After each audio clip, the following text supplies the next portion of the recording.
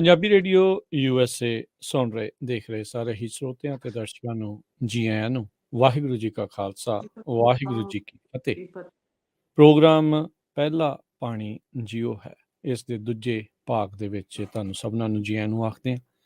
ਪੰਜਾਬ ਦੇ ਪਾਣੀਆਂ ਦੇ ਮਸਲੇ ਨੂੰ ਲੈ ਕੇ, ਉੱਥੋਂ ਦੇ ਹਾਲਾਤਾਂ ਨੂੰ, ਉੱਥੋਂ ਦੀ ਦਸ਼ਾ ਕੀ ਆ ਪਾਣੀਆਂ ਦੀ, ਉਸ ਨੂੰ ਲੈ ਕੇ ਵਿਸ਼ੇਸ਼ ਪ੍ਰੋਗਰਾਮ ਪੰਜਾਬੀ ਰੇਡੀਓ USA ਦੁਆਰਾ ਇਹ ਉਪਰਾਲਾ ਕੀਤਾ ਜਾ ਰਿਹਾ, ਜਿਸ ਦੇ ਵਿੱਚ ਆਪਾਂ ਉੱਥੇ ਦੱਸਣਾ ਚਾਹੁੰਦੇ ਹਾਂ, ਕੋਸ਼ਿਸ਼ ਕਰ ਰਹੇ ਹਾਂ ਜਾਣਨ ਦੀ ਵੀ ਕੀ ਉੱਥੇ ਦੀ ਸਮੱਸਿਆਵਾਂ ਨੇ, ਅਤੇ ਇਵੈਂਚੁਅਲੀ ਜਿੱਦਾਂ ਜਿੱਦਾਂ ਇਹ ਲੜੀ ਅੱਗੇ ਵੱਧਦੀ ਜਾਊਗੀ ਉਹਦੇ ਵਿੱਚ ਕੀ ਆਪਾਂ ਕਰ ਸਕਦੇ ਹਾਂ, ਕੀ ਇਹਨੂੰ ਠੀਕ ਕਰਨ ਦੇ ਲਈ ਹੋਰ ਹੋ ਸਕਦਾ ਆ, ਸਰਕਾਰ ਤੋਂ ਕੀ ਉਮੀਦਾਂ ਨੇ, ਆਪਾਂ ਕੀ ਕਰ ਸਕਦੇ ਹਾਂ, ਉਹ ਸਾਰੀਆਂ ਚੀਜ਼ਾਂ ਦੇ ਉੱਤੇ ਗੱਲਬਾਤ ਕਰਾਂਗੇ।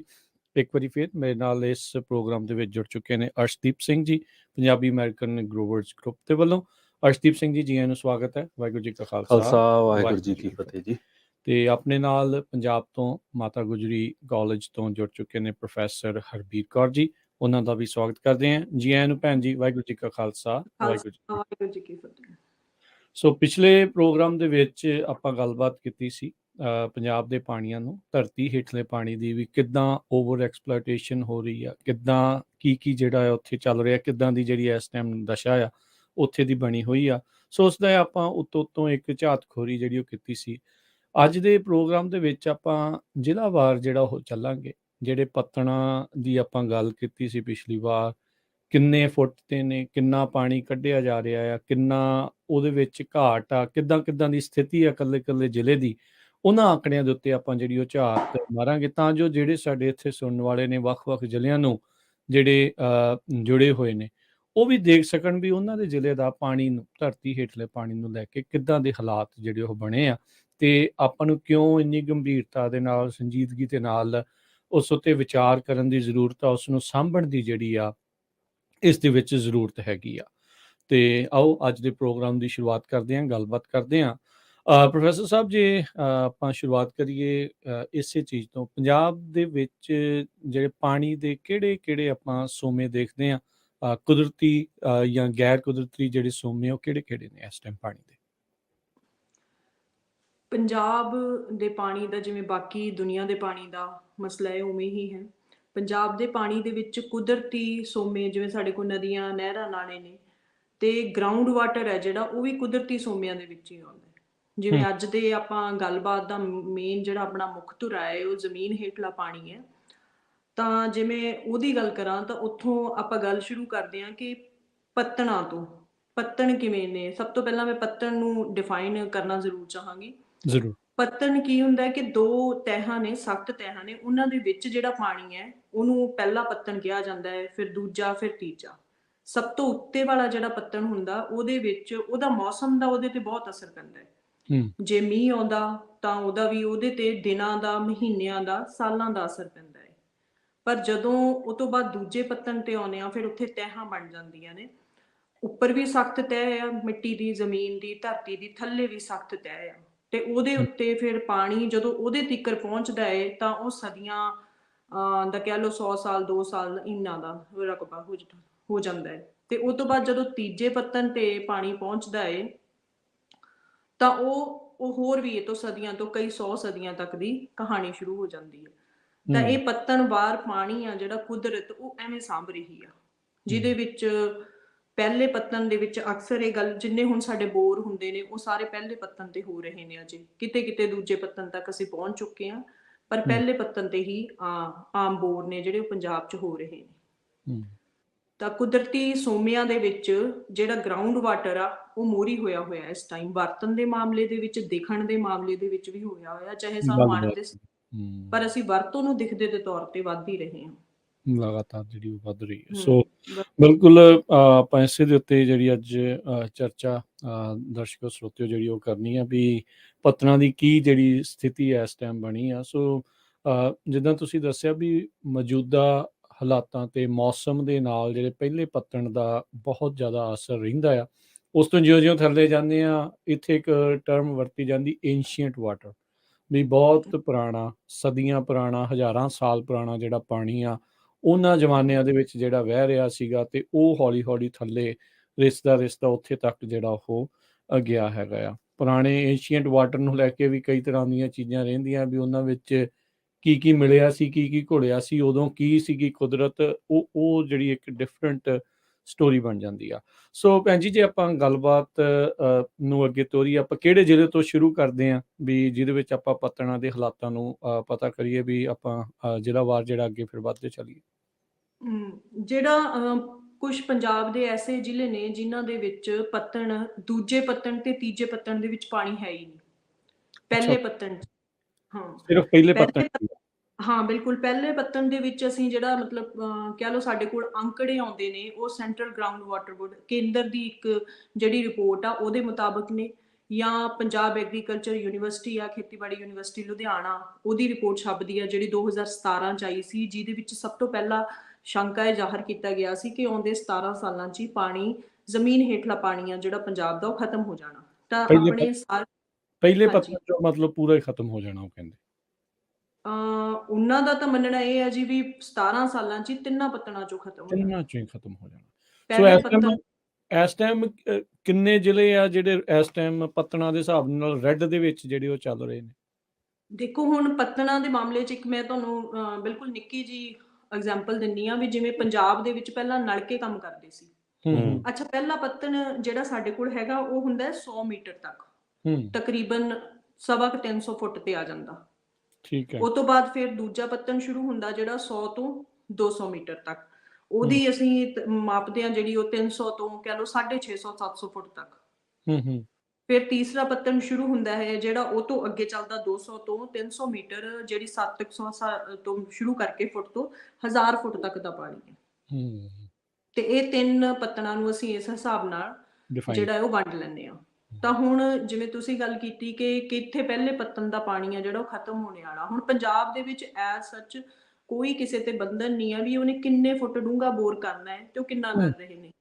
ਠੀਕ ਹੈ। ਤਕਰੀਬਨ ਜਿੰਨਾ ਪੰਜਾਬ ਦਾ ਜਿਹੜਾ ਏਰੀਆ, ਉਹਦੇ ਵਿੱਚ ਹਰ ਸਾਲ 1.25-2 ਫੁੱਟ ਪਾਣੀ ਆ ਜਿਹੜਾ, ਜੇ ਐਵਰੇਜ ਲਾਈਏ ਕੰਢੀ ਏਰੀਏ 'ਚ ਘੱਟ, ਬਾਕੀ 'ਚ 2 ਫੁੱਟ ਤੋਂ ਵੱਧ ਉਹ ਥੱਲੇ ਜਾ ਰਿਹਾ ਪਾਣੀ।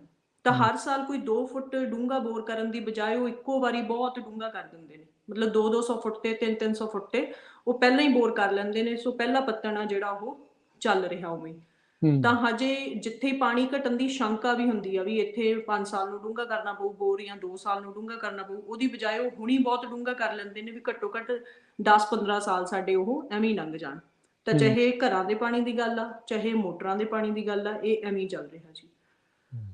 ਜਦੋਂ ਨਲਕਿਆਂ ਦੀ ਗੱਲ, ਕੁਛ ਚਿਰ ਪਹਿਲਾਂ ਜਿਵੇਂ ਪੰਜਾਬ 'ਚ ਨਲਕੇ ਸੀ, ਉਹ ਨਲਕਿਆਂ ਵਾਲਾ ਕਲਚਰ ਕਹਿ ਲਓ, ਸੱਭਿਆਚਾਰ ਕਹਿ ਲਓ, ਉਹ ਹੁਣ ਖਤਮ ਹੀ ਹੋ ਗਿਆ, ਕਿਉਂਕਿ ਉਹ ਪਾਣੀ ਹੀ ਨਹੀਂ ਚੱਕਦੇ ਇੰਨਾ ਡੂੰਘਾ।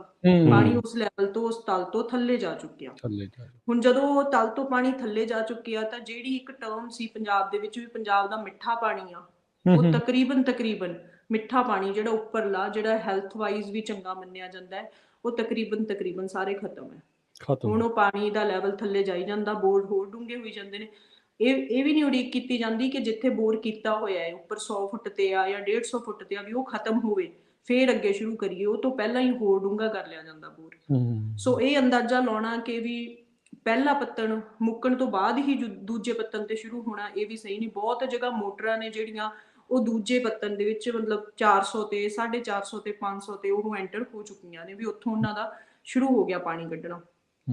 ਤਾਂ ਉਹ ਪਹਿਲੇ ਪੱਤਣ ਦੇ ਮੁੱਕਣ ਦੀ ਵੀ ਨਹੀਂ ਉਡੀਕ ਕੀਤੀ ਜਾਂਦੀ, ਦੂਜੇ ਪੱਤਣ ਦੇ ਵਿੱਚ ਪਹਿਲਾਂ ਹੀ ਬੋਰ ਨੇ ਜਿਹੜੇ ਉਹ ਸ਼ੁਰੂ ਹੋ ਗਏ ਨੇ। ਤਾਂ ਹੁਣ ਇਸ ਜਿਹੜੀ ਇਹ PAU ਦੀ ਰਿਪੋਰਟ ਆ, ਇਹਦੇ ਮੁਤਾਬਕ ਉਹ ਕਹਿੰਦੇ ਕਿ ਜਿੰਨਾ ਪਾਣੀ ਹੈ ਪਹਿਲੇ ਪੱਤਣ ਦੇ ਵਿੱਚ, ਜਿੰਨੇ ਲੱਖ ਏਕੜ ਪਾਣੀ ਹੈ, ਉਹ ਤਕਰੀਬਨ 12 ਸਾਲਾਂ 'ਚ ਹੀ ਖਤਮ ਹੋ ਜਾਣਾ। 2017 ਦੀ ਉਹਨਾਂ ਦੀ ਰਿਪੋਰਟ ਆ, ਤਾਂ ਉਸ ਮੁਤਾਬਕ 2030 ਤੱਕ ਪਹਿਲਾ ਪੱਤਣ ਵਜੋਂ ਪੰਜਾਬ ਆ ਜਿਹੜਾ ਉਹ ਖਾਲੀ ਹੋ ਜਾਣਾ, ਜੇ ਪੰਜਾਬ ਨੇ ਸਾਰੇ ਬੋਰ ਪਹਿਲੇ ਪੱਤਣ 'ਚੋਂ ਪਾਣੀ ਕੱਢਣਗੇ। ਮੰਨ ਲਓ ਜੇ ਹੁਣ ਉਹ ਬਹੁਤ ਦੂਰ ਅੰਦੇਸ਼ੀ ਕਰਕੇ ਪਹਿਲਾਂ ਹੀ ਬੋਰ ਦੂਜੇ ਪੱਤਣ 'ਚ ਕੱਢ ਲੈਂਦੇ ਨੇ, ਤਾਂ ਇਸ ਤਰੀਕੇ ਨਾਲ ਥੋੜੀ ਫੇਰ ਬਦਲ ਦੇ ਨਾਲ ਜਿਹੜਾ ਡਾਟਾ ਉਹ ਹੋਰ ਆਉਣ ਦੀ ਸੰਭਾਵਨਾ ਹੋਵੇਗੀ, ਪਰ ਹਾਲੇ ਤੱਕ ਇਹ ਅੰਦੇਸ਼ਾ। ਤੇ ਪ੍ਰੋਫੈਸਰ ਸਾਹਿਬ, ਇਹ ਵੀ ਜ਼ਰੂਰ ਦੱਸੋ ਵੀ ਜਿਹੜੀ ਜਿੱਦਾਂ 2017 ਦੀ ਇਹ ਰਿਪੋਰਟ ਆ, ਇਹ ਤਕਰੀਬਨ ਕਿੰਨੇ ਕੀ ਦਹਾਕੇ ਬਾਅਦ ਦੁਬਾਰਾ ਰਿਪੋਰਟ ਕਰਦੇ ਆ? ਕਦੋਂ ਕਿ ਬਾਰ-ਬਾਰ ਜਿਹੜੀ ਇਹਨਾਂ ਚੀਜ਼ਾਂ ਦੀ ਜਿਹੜੀ ਚੈਕਿੰਗ ਕਰਦੇ ਰਹਿੰਦੇ ਆ ਵੀ ਪਾਣੀ ਦੇ ਲੈਵਲ ਕਿੱਥੇ ਕੁ ਹੈਗੇ? ਮੈਂ ਇੱਕ ਇਹਦੇ 'ਚ ਹੋਰ ਐਡ ਕਰਨਾ ਚਾਹੁੰਦਾ, ਜਿਹੜੀ ਇਹ ਰਿਪੋਰਟ 'ਚ ਪ੍ਰੋਫੈਸਰ ਸਾਹਿਬ ਕਈ ਇਹ ਵੀ ਕਰਦੇ ਆ ਵੀ ਪਾਣੀ ਦੀ ਜਿਹੜੀ ਉਹ ਵੀ ਸਿਹਤ ਕਿਹੋ ਜਿਹੀ ਆ, ਜਾਂ ਪਾਣੀ ਦੀ ਜਿਹੜੀ ਟੈਸਟ ਰਿਪੋਰਟ ਆ, ਵਗੈਰਾ। ਟੈਸਟ, ਹਾਂ ਵੀ ਹੂੰ। ਉਹ ਵੀ ਪਹਿਲੇ ਪੱਤਣ ਦੇ ਅੱਡ ਨੇ ਜਾਂ ਦੂਜੇ ਦੇ ਅੱਡ ਨੇ, ਜਾਂ ਕੋਈ ਵਧੀਆ ਘਟੀਆ, ਜਾਂ ਕੋਈ ਇਹੋ ਜਿਹਾ ਵੀ ਐਨਾਲਿਸਿਸ ਹੈਗਾ ਵਿੱਚ ਇਹਦੇ? ਜਿਵੇਂ ਤੁਸੀਂ ਪਿਛਲੇ ਉਹਦੇ ਵਿੱਚ ਆਪਾਂ ਐਪੀਸੋਡ 'ਚ ਗੱਲ ਕੀਤੀ ਸੀ ਵੀ 1984-85 ਦੇ ਇੱਕ ਅੰਕੜੇ ਸੀ। ਉਹ ਤੋਂ ਬਾਅਦ ਉਹ ਅੰਕੜਿਆਂ ਨੂੰ ਸਿੱਧਾ 2017 ਤੱਕ, ਮਤਲਬ 84-85 ਦੇ ਵਿੱਚ ਸਾਡੇ ਕੋਲ 138 ਬਲਾਕਾਂ ਦੇ ਵਿੱਚੋਂ 53 ਬਲਾਕ ਸੀ। ਉਹ ਅਲੱਗ ਤਰ੍ਹਾਂ ਦਾ ਇੱਕ ਮਸਲਾ, ਮੈਂ ਸਿਰਫ ਤੁਹਾਨੂੰ ਗੱਲ ਸਮਝਾਉਣ ਲਈ ਦੱਸ ਰਹੀ ਹਾਂ ਕਿ 53 ਬਲਾਕ ਐਸੇ ਸੀਗੇ ਜਿਹੜੇ ਓਵਰ ਐਕਸਪਲੋਇਟਡ ਸੀਗੇ, ਮਤਲਬ ਉੱਥੋਂ ਪਾਣੀ ਬਹੁਤ ਕੱਢਿਆ ਜਾਂਦਾ ਸੀਗਾ। ਉਹ ਤੋਂ ਬਾਅਦ ਉਹ ਤੋਂ ਮਗਰੋਂ ਮੁੜ ਕੇ ਜਦੋਂ ਛਾਣਬੀਣ ਹੋਈ, ਉਹਨੂੰ ਕੰਪੇਅਰ ਕੀਤਾ ਜਾਂਦਾ 2017 ਦੀ ਰਿਪੋਰਟ ਦੇ ਨਾਲ। ਤਾਂ ਉਹ ਤੋਂ ਪਹਿਲਾਂ ਇੱਕ ਰਿਪੋਰਟ ਆਈ 2009-10 ਦੇ ਵਿੱਚ, ਸ਼ਾਇਦ ਉਹ ਉਸ ਤਰੀਕੇ ਨਾਲ ਜਨਤਕ ਨਹੀਂ ਹੋਈ। 2017 ਦੀ ਜੋ ਰਿਪੋਰਟ ਆ, ਉਹਨੂੰ ਜਦੋਂ 84 ਨਾਲ ਕੰਪੇਅਰ ਕੀਤਾ ਜਾਂਦਾ, 84 ਵਾਲੀ ਰਿਪੋਰਟ ਦੇ ਨਾਲ, ਤਾਂ ਉਹ ਹਾਲਾਤ ਬਿਲਕੁਲ ਹੀ ਅਲੱਗ ਨੇ। ਹੁਣ ਜਿਹੜੀ ਇੱਕ ਰੀਸੈਂਟ ਰਿਪੋਰਟ ਆਈ ਆ ਵਾਟਰ ਪਾਲਿਸੀ ਤੋਂ ਪਹਿਲਾਂ, ਜਿਹੜੀ ਪੰਜਾਬ ਗਵਰਨਮੈਂਟ ਦੀ ਪਾਣੀ ਨੂੰ ਲੈ ਕੇ ਪਾਲਿਸੀ ਆਈ ਹੈ, ਤੋਂ ਪਹਿਲਾਂ ਇੱਕ ਰੀਸੈਂਟ, ਉਹਦੇ ਵਿੱਚ ਵੀ ਹਾਲਾਤ ਤਕਰੀਬਨ ਉਵੇਂ ਦੇ ਹੀ ਨੇ। ਦੂਜੀ ਗੱਲ, ਜਿਹੜੀ ਚਾਹੀਦੀ, ਤਾਂ ਜਿਸ ਤਰ੍ਹਾਂ ਪਾਣੀ ਦਾ ਮਸਲਾ ਬਹੁਤ ਗੰਭੀਰ ਹੋਇਆ ਪੰਜਾਬ ਦਾ, ਉਸ ਦੇ ਨਾਲ ਦੋ ਤਰੀਕੇ ਨਾਲ ਇਹਨੂੰ ਟੈਕਲ ਕਰਨਾ ਚਾਹੀਦਾ। ਇੱਕ ਤੇ ਬਾਰ-ਬਾਰ ਅਸੈਸ ਕਰਨਾ ਚਾਹੀਦਾ ਕਿ ਪਿਛਲੇ ਸਾਲ ਨਾਲੋਂ ਕੀ ਫਰਕ ਆ, ਜਾਂ 2 ਸਾਲਾਂ ਬਾਅਦ ਦੇਖਣਾ ਚਾਹੀਦਾ, ਜਾਂ 3 ਸਾਲਾਂ ਬਾਅਦ। ਦੂਜਾ, ਗਰਾਊਂਡ ਲੈਵਲ ਤੇ ਪਾਲਿਸੀਜ਼ ਬਣਨ ਦੇ ਨਾਲ ਨਾਲ ਕੰਮ ਬਹੁਤ ਹੋਣਾ ਚਾਹੀਦਾ ਜਿਹਦੇ ਚੋਂ ਫਰਕ ਦਿਖੇ। ਹੁਣ 2017 ਤੇ 2022 ਦੀ ਰਿਪੋਰਟ ਦੇ ਵਿੱਚ ਕੋਈ ਫਰਕ ਨਹੀਂ ਇੰਨਾ ਦਿਖ ਰਿਹਾ। ਜਿੱਥੇ ਪਹਿਲਾਂ ਹੀ ਓਵਰ ਐਕਸਪਲੋਇਟਡ ਸੀ, ਉਹ ਓਵਰ ਐਕਸਪਲੋਇਟਡ ਹੀ ਚੱਲ ਰਹੇ ਨੇ। ਕੋਈ ਆਏ ਨਹੀਂ ਲੱਗ ਰਿਹਾ ਕਿ ਪਿੱਛੇ ਨੂੰ ਕੋਈ ਪੈਰ ਪੁੱਟਿਆ ਗਿਆ ਹੈ। ਉਹ ਸਾਰੇ ਤਕਰੀਬਨ ਡਾਟਾ ਸੇਮ ਹੀ ਆ, ਉਹ ਉਵੇਂ ਹੀ ਚੱਲ ਰਿਹਾ ਸਾਰਾ। ਵੀ 153 ਬਲਾਕਾਂ ਦੇ ਵਿੱਚੋਂ 139 ਦੇ ਤਕਰੀਬਨ ਬਲਾਕ ਨੇ ਜਿਹੜੇ ਉਹ ਓਵਰ ਐਕਸਪਲੋਇਟਡ ਨੇ। ਉੱਥੋਂ ਪਾਣੀ ਕੱਢਿਆ ਜਾ ਰਿਹਾ, ਪਾਣੀ ਦੀ ਉਹਨਾਂ ਰਿਚਾਰਜ ਨਹੀਂ ਹੋ ਰਿਹਾ, ਪਾਣੀ ਦੀ ਹਾਲਤ ਆ ਜਿਹੜੀ ਉਹ ਰਿਵਰਸ ਹੋ ਰਹੀ ਹੈ, ਬੁਰੀ ਹੋ ਰਹੀ ਆ। ਉਸੇ ਤਰੀਕੇ ਦੇ ਨਾਲ ਜਿਹੜੇ ਬਚ ਵੀ ਗਏ, ਉਹ ਸਾਰੇ ਐਵੇਂ ਦੇ ਬਲਾਕ ਨੇ ਵੀ ਜਿਨ੍ਹਾਂ ਦਾ ਪਾਣੀ ਆ ਸਲੋਣਾ, ਉਹ ਵਰਤਿਆ ਨਹੀਂ ਜਾ ਸਕਦਾ ਖੇਤੀ ਲਈ, ਤਾਂ ਉਹ ਆ। ਦੂਜਾ ਸਵਾਲ ਸੀ ਤੁਹਾਡਾ ਵੀ ਉਹਦੀ ਪਾਣੀ ਦੀ ਹੈਲਥ ਬਾਰੇ। ਤਾਂ ਹਜੇ ਤਾਂ ਪਾਣੀ ਬਚਾਉਣ ਦਾ ਹੀ ਰੌਲਾ ਪੈ ਰਿਹਾ, ਹੈਲਥ ਦਾ ਤਾਂ ਹਜੇ ਜ਼ਿਕਰ ਹੋਣਾ ਸ਼ੁਰੂ ਵੀ ਨਹੀਂ ਹੋਇਆ। ਹਾਲਾਂਕਿ ਇਹ ਗੱਲ ਬਿਲਕੁਲ ਹੀ ਇੱਕ ਰਿਪੋਰਟ ਦੇ ਵਿੱਚ ਬਿਲਕੁਲ ਉਹਨਾਂ ਨੇ ਗੱਲ ਖੈਰ ਸਾਫ਼ ਲਿਖੀ ਆ ਕਿ ਜਿਉਂ-ਜਿਉਂ ਪਾਣੀ ਉੱਪਰਲਾ ਗਰਾਊਂਡ ਵਾਟਰ ਦਾ ਉੱਪਰਲੀ ਤਹਿ ਨਿਕਲਦੀ ਆ, ਉਹਦਾ ਜਿਹੜਾ ਨਾਈਟ੍ਰੇਟ ਹੈ, ਜਿਹੜੇ ਉਹਦੇ ਹੋਰ ਐਲੀਮੈਂਟਸ ਨੇ, ਉਹ ਥੱਲੇ ਵਾਲੇ ਪਾਣੀ ਦੇ ਵਿੱਚ ਜਾ ਕੇ ਘੁਲੀ ਜਾਂਦੇ ਨੇ। ਇਸ ਤਰੀਕੇ ਦੇ ਨਾਲ ਉਹ ਵੀ ਹੈਵੀ ਕੰਟੈਮੀਨੈਂਟ ਜਿਹੜੇ ਨੇ ਉਹ ਪਾਣੀ ਦੇ ਵਿੱਚ ਪਾਏ ਜਾਂਦੇ ਨੇ। ਪਰ ਹੁਣ ਇਸ ਵਕਤ ਜਿਹੜਾ ਉੱਪਰਲਾ ਸੀ ਪਹਿਲੇ ਪੱਤਨ ਦਾ ਪਾਣੀ ਸਾਂਭਣਾ, ਜਿਹੜਾ ਸਾਡੇ ਹੈਲਥ ਲਈ ਬਹੁਤ ਠੀਕ ਆ, ਉਹਨੂੰ ਉਸ ਤਰੀਕੇ ਦੇ ਨਾਲ ਸੰਭਾਲ ਵੱਲ ਕੋਈ ਕਦਮ ਨਹੀਂ ਉਵੇਂ ਦਾ ਪੁੱਟਿਆ ਜਾ ਰਿਹਾ। ਸੋ ਬਿਲਕੁਲ ਅਰਸ਼ਦੀਪ, ਆਪਾਂ ਇੱਥੇ ਦੇਖਦੇ ਹਾਂ ਵੀ ਜੇ ਆਪਾਂ ਕੈਲੀਫੋਰਨੀਆ ਦੀ ਗੱਲ ਕਰੀਏ, ਇੱਥੇ ਵੀ ਪਾਣੀ ਦੇ ਰੀਚਾਰਜ ਨੂੰ ਲੈ ਕੇ ਮਸਲਾ ਉੱਠਦਾ ਰਹਿੰਦਾ ਸਰਕਾਰਾਂ ਦੇ ਨਾਲ। ਚਲੋ ਐਟਲੀਸਟ ਚਰਚਾ ਚੱਲਦੀ ਆ। ਤੇ ਪ੍ਰੋਫੈਸਰ ਸਾਹਿਬ, ਮੈਨੂੰ ਨਹੀਂ ਲੱਗਦਾ ਉੱਥੇ ਪੰਜਾਬ ਦੇ ਵਿੱਚ ਕਦੀ ਪਾਣੀ ਰੀਚਾਰਜ ਨੂੰ ਲੈ ਕੇ ਕੋਈ ਚਰਚਾ ਚੱਲ ਰਹੀ ਹੈ। ਕਦੀ ਸਰਕਾਰ ਦੀਆਂ ਪਾਲਿਸੀਜ਼ ਦੇ ਵਿੱਚ ਜਾਂ ਗੱਲਾਂ 'ਚ ਇਹ ਚੀਜ਼ਾਂ ਸੁਣਨ ਨੂੰ ਜ਼ਿਕਰ ਹੋਏ ਨਜ਼ਰ ਆਉਂਦੇ ਨੇ? ਗੱਲਾਂ ਦੇ ਮਾਮਲੇ 'ਚ ਤਾਂ ਪੰਜਾਬ ਦੇ ਵਿੱਚ ਸਰਕਾਰ ਹੈ ਜਿਹੜੀ, ਉਹ ਪਾਲਿਸੀਜ਼ ਦੀ ਵੀ ਅਸੀਂ ਇਹ ਕਰਨਾ ਉਹ ਬਹੁਤ ਚੱਲ ਜਾਂਦਾ। ਪਰ ਪ੍ਰੈਕਟੀਕਲ ਗਰਾਊਂਡ ਤੇ ਜੇ ਕਹੀਏ ਵੀ ਉਸ ਤਰੀਕੇ ਨਾਲ ਕੰਮ ਨਹੀਂ ਹੋ ਰਿਹਾ। ਰਿਚਾਰਜ ਦੀ ਗੱਲ ਕਰੀਏ ਤਾਂ ਆਪਾਂ ਕਿੰਨੀਆਂ ਹੀ ਸਰਕਾਰੀ ਬਿਲਡਿੰਗਾਂ ਨੇ ਜਿਨ੍ਹਾਂ ਤੋਂ ਪਾਣੀ ਰਿਚਾਰਜ ਹੋ ਸਕਦਾ ਹੈ, ਤੇ ਪਾਣੀ ਰਿਚਾਰਜ ਕਰਨ ਲਈ ਜੋ ਢਾਂਚਾ ਖੜਾ ਕਰਨਾ, ਸਟਰਕਚਰ ਖੜਾ ਕਰਨਾ, ਉਹ ਸਰਕਾਰ ਲਈ ਉਹਦੇ ਤੇ ਬਹੁਤਾ ਪੈਸਾ ਵੀ ਨਹੀਂ ਲੱਗਦਾ। ਚਲੋ ਜੇ ਲੱਗੇ ਵੀ ਤਾਂ ਵੀ ਉਹ ਜ਼ਰੂਰੀ ਆ, ਸਰਕਾਰ ਨੂੰ ਲਾਉਣਾ ਚਾਹੀਦਾ। ਪਰ ਐਵੇਂ ਦਾ ਕਿਤੇ ਵੀ ਕੋਈ ਇੰਪਲੀਮੈਂਟ ਹੋਇਆ ਨਹੀਂ ਦਿਖ ਰਿਹਾ ਵੀ ਕੋਈ ਸਰਕਾਰੀ ਬਿਲਡਿੰਗ ਹੋਵੇ, ਚਾਹੇ ਉਹ ਸਕੂਲ ਹੈ, ਚਾਹੇ ਉਹ ਹਸਪਤਾਲ ਆ, ਉੱਥੇ ਕੋਈ ਐਵੇਂ ਦਾ। ਹਾਂ, ਪਿੱਛੇ ਜੇ UGC ਦੀ ਰੈਗੂਲੇਸ਼ਨ ਮੁਤਾਬਕ ਜਿਹੜੇ ਵਿੱਦਿਅਕ ਅਦਾਰੇ ਨੇ, ਐਜੂਕੇਸ਼ਨਲ ਇੰਸਟੀਚਿਊਟ ਨੇ, ਉਹਨਾਂ ਦੇ ਵਿੱਚ ਉਹਨਾਂ ਨੇ ਰੇਨ ਵਾਟਰ ਹਾਰਵੈਸਟਿੰਗ ਆ ਜਿਹੜੀ ਉਹ ਮੈਂਡੇਟਰੀ ਕਰਤੀ ਕਿ ਉਹਨਾਂ ਨੇ ਕੋਈ ਐਫੀਲੀਏਸ਼ਨ ਲੈਣੀ ਆ ਜਾਂ ਉਹਨਾਂ ਨੇ ਕੋਈ ਗ੍ਰੇਡ ਲੈਣਾ, ਤਾਂ ਉਹਦੇ ਲਈ ਜ਼ਰੂਰੀ ਆ ਕਿ ਪਹਿਲਾਂ ਉਹ ਚੀਜ਼ਾਂ ਲੱਗੀਆਂ ਹੋਈਆਂ ਦਿਖਾਉਣ, ਉਹ ਪ੍ਰੋਜੈਕਟ ਦਿਖਾਉਣ। ਤਾਂ ਉਹ ਜ਼ਰੂਰ ਥੋੜਾ ਹੋਇਆ, ਤਾਂ ਇਸ ਪਾਸੇ ਹੰਭਲਾ ਚੱਲਿਆ ਹੈ। ਪਰ ਐਜ਼ ਸੱਚ ਜੇ ਪੰਜਾਬ ਸਰਕਾਰ ਹਿੰਮਤ ਕਰੇ ਤਾਂ ਉਹ ਤਾਂ ਜ਼ਾਹਰ ਜੀ ਗੱਲ ਆ, ਫਿਰ ਪਾਣੀ ਬਚਾਉਣਾ ਥੋੜਾ ਹੋਰ ਸੌਖਾ ਹੋ ਜਾਏਗਾ। ਤੇ ਹੁਣ ਜਿਵੇਂ ਸਾਡੇ ਕੋਲ ਪਹਿਲੇ ਪੱਤਨ ਦੇ ਵਿੱਚ, ਪੰਜਾਬ ਦੇ ਪਹਿਲੇ ਪੱਤਨ 'ਚ 2400 ਲੱਖ ਏਕੜ ਫੁੱਟ ਪਾਣੀ ਆ। ਅਗਲੇ 12 ਸਾਲਾਂ 'ਚ, 12 ਨਹੀਂ ਹੁਣ ਤੇ 7 ਹੀ ਰਹਿ ਗਏ, ਕਿ 7 ਸਾਲਾਂ 'ਚ ਅਸੀਂ ਉਹ ਪਾਣੀ ਆ ਜਿਹੜਾ ਉਹ ਸਾਡਾ ਸਾਰਾ ਮੁੱਕ ਜਾਣਾ। ਉਹਦੇ ਚੋਂ ਜਦੋਂ ਅਕਸਰ ਗੱਲ ਚੱਲਦੀ ਹੈ ਕਿ ਵਰਤਿਆ ਕਿੱਥੇ ਜਾਂਦਾ ਹੈ। ਹੁਣ ਪੰਜਾਬ ਖੇਤੀ ਪ੍ਰਧਾਨ ਸੂਬਾ ਹੈ, ਚੱਪੇ ਤੇ ਕੋਨੇ ਤੇ ਇੱਥੇ ਖੇਤੀ ਹੋ ਰਹੀ ਹੈ। ਤਾਂ ਜ਼ਾਹਰ ਜੀ ਗੱਲ ਆ ਕਿ ਸਭ ਤੋਂ ਵੱਧ ਪਾਣੀ ਆ ਜਿਹੜਾ, ਜਦੋਂ ਤੁਹਾਨੂੰ ਨਹਿਰੀ ਪਾਣੀ ਨਹੀਂ ਮਿਲ ਰਿਹਾ, ਤਾਂ ਸਭ ਤੋਂ ਵੱਧ ਪਾਣੀ ਆ ਜਿਹੜਾ ਉਹ ਖੇਤੀ ਤੇ ਲੱਗਣਾ ਹੈ। ਤਾਂ ਤਕਰੀਬਨ 96% ਪਾਣੀ ਆ ਜਿਹੜਾ ਸਾਡਾ ਉਹ ਇੱਥੇ ਖੇਤੀ ਤੇ ਲੱਗ ਰਿਹਾ ਹੈ। ਤੇ ਠੀਕ ਹੈ ਇੰਡਸਟਰੀ ਆ ਜਿਹੜੀ ਇੰਡਸਟਰੀ ਪਾਣੀ ਕੱਢਣ ਦੇ ਨਾਲ ਪਾਣੀ ਪੋਲਿਊਟ ਕਰਨ ਵੱਲ ਨੂੰ ਥੋੜਾ ਜ਼ਿਆਦਾ ਹੈ ਉਹਨਾਂ ਦਾ। ਤਾਂ ਪਾਣੀ ਜਿਹੜਾ ਉਹ ਕੱਢ ਰਹੇ ਨੇ ਤਾਂ ਉਹ 0.53% ਪਾਣੀ ਆ ਜਿਹੜਾ, ਅੱਧਾ ਕੁ % ਪਾਣੀ ਆ ਜਿਹੜਾ ਪੂਰੀ ਉਹਦੇ ਚੋਂ ਉਹ ਪਾਣੀ ਉਹਦੇ ਵਿੱਚ ਕੱਢ ਰਹੇ ਨੇ। ਜਿਹੜੀ ਇੰਡਸਟਰੀ ਤੇ ਇੰਡਸਟਰੀ ਜਿਹੜਾ ਡੋਮੈਸਟਿਕ ਯੂਜ਼ ਆ ਤਕਰੀਬਨ 3% ਪਾਣੀ ਡੋਮੈਸਟਿਕ ਯੂਜ਼ ਤੇ ਘਰੇ ਵਰਤੋਂ ਲਈ ਵਰਤਿਆ ਜਾਂਦਾ, ਤੇ ਬਾਕੀ ਜਿਹੜਾ ਬਚ ਜਾਂਦਾ ਹੈ ਉਹ ਪਾਣੀ ਨਦੀਆਂ ਨਾਲਿਆਂ ਦੇ ਵਿੱਚ ਥੋੜਾ ਬਹੁਤ ਰੁੜ ਜਾਂਦਾ, ਥੋੜਾ ਹੀ ਰਹਿੰਦਾ ਹੈ। ਤਾਂ ਜ਼ਿਆਦਾ ਪਾਣੀ ਆ ਜਿਹੜਾ ਉਹ ਐਗਰੀਕਲਚਰ ਸੈਕਟਰ 'ਚ ਵਰਤਿਆ ਜਾਂਦਾ ਹੈ, ਗਰਾਊਂਡ ਵਾਟਰ। ਤੇ ਪਹਿਲੇ ਪੱਤਣ ਦੇ ਵਿੱਚੋਂ ਇੰਨਾ ਮਿੱਠਾ ਪਾਣੀ ਸੀਗਾ ਜਿਹੜਾ ਉਹ ਹੁਣ ਖਤਮ ਹੋਣ ਦਾ ਮਤਲਬ ਜੋ ਅੱਗੇ ਦੇਖ ਰਿਹਾ ਕਿ ਵੀ ਇਹ ਮੁੱਕ ਜਾਣਾ ਅਗਲੇ 12 ਸਾਲਾਂ 'ਚ ਜਾਂ 7 ਸਾਲਾਂ ਦੇ ਵਿੱਚ ਹੀ, ਤਾਂ ਉਹ ਇਸੇ ਵੱਲ ਨੂੰ ਇਸ਼ਾਰਾ ਕਰਦਾ ਹੈ ਕਿ ਇਹਦੀ ਸਾਂਭ ਸੰਭਾਲ ਹੋਣੀ ਜ਼ਰੂਰੀ ਆ। ਪ੍ਰੋਫੈਸਰ ਸਾਹਿਬ, ਤੁਹਾਡੇ ਹਿਸਾਬ ਦੇ ਨਾਲ ਇਹ ਜਿਹੜਾ ਲਗਾਤਾਰ ਧਰਤੀ ਹੇਠਲਾ ਪਾਣੀ ਘਟ ਰਿਹਾ ਹੈਗਾ ਆ, ਜੋ ਆਪਾਂ ਦਸ਼ਾ ਦੀ ਗੱਲ ਇਸ ਟਾਈਮ ਕਰ ਰਹੇ ਆ, ਉਹਦੇ ਮੁੱਖ ਕਾਰਨ ਕੀ ਜਿਹੜੇ ਤੁਹਾਡੇ ਹਿਸਾਬ ਦੇ ਨਾਲ ਹੈਗੇ ਆ?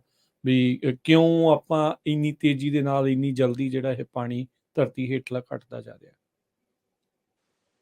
ਇਹਦੇ ਬਹੁਤ ਕਾਰਨ ਨੇ, ਚਾਹੇ ਤੁਸੀਂ ਉਹ ਖੇਤੀ ਖੇਤਰ ਤੋਂ ਸ਼ੁਰੂ ਕਰ ਲਓ ਕਿ ਗਰਾਊਂਡ, ਇਹ ਇੱਕ ਮੇਰੇ ਮੰਨਣ ਮੁਤਾਬਕ ਕਿ ਇੱਕ ਅਲੱਗ ਚਰਚਾ ਦਾ ਵਿਸ਼ਾ ਹੈ।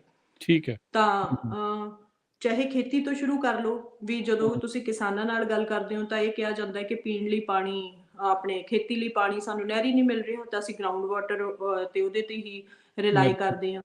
ਚਾਹੇ ਤੁਸੀਂ ਇੰਡਸਟਰੀ ਦੀ ਗੱਲ ਕਰ ਲਓ, ਸਾਫ਼ ਪਾਣੀ ਆ ਉਸ ਕਾਰਨਾਂ ਕਰਕੇ। ਹੁਣ ਖੇਤੀ ਦਾ ਜਿਹੜਾ ਮਾਡਲ ਆ ਸਾਡੇ ਕੋਲ, ਪਹਿਲਾਂ ਕੁਦਰਤੀ ਖੇਤੀ ਵਾਲਾ ਸੀ, ਹੁਣ ਉਹ ਜਿੰਨਾ ਝੋਨਾ ਆ ਗਿਆ ਉਹਦੇ ਕਾਰਨ ਵੀ ਸਾਡਾ ਜਿਹੜਾ ਹੈ ਵੀ ਉਹ ਪਾਣੀ ਵੱਧ ਲੱਗ ਰਿਹਾ। ਦੂਜਾ ਝੋਨਾ ਲੱਗਣ ਕਰਕੇ ਜ਼ਮੀਨ ਦਲਦਲੀ ਬਣ ਰਹੀ ਆ, ਪਾਣੀ ਜਿਹੜਾ ਥੱਲੇ ਨੂੰ ਰਿਸ ਨਹੀਂ ਰਿਹਾ, ਤੇ ਉਹ ਵੀ ਇੱਕ ਕਾਰਨ ਹੈ ਕਿ ਪਾਣੀ ਧਰਤੀ 'ਚ ਜਾ ਹੀ ਨਹੀਂ ਰਿਹਾ, ਕੱਢਿਆ ਜਾ ਰਿਹਾ ਬਾਰ-ਬਾਰ, ਰੀਚਾਰਜ ਨਹੀਂ ਹੁੰਦਾ। ਹਾਂ, ਰੀਚਾਰਜ ਨਹੀਂ ਹੁੰਦਾ। ਤੇ ਝੋਨਾ ਲੱਗਣ ਦਾ ਵੀ ਮੁੱਖ ਕਾਰਨ ਹੈ ਕਿ ਵੀ ਉੱਥੇ ਹੋਰ ਕਿਸੇ ਫਸਲ ਤੇ MSP ਹੀ ਹੈ ਨਹੀਂ। ਜਦੋਂ ਕਿਸੇ ਹੋਰ ਫਸਲ ਦਾ ਮੁੱਲ ਨਹੀਂ ਮਿਲਣਾ ਤੇ ਝੋਨੇ ਵੱਲ ਨੂੰ ਕਿਸਾਨਾਂ ਦਾ ਕੁਦਰਤੀ ਝੁਕਾਅ ਹੀ ਹੈ।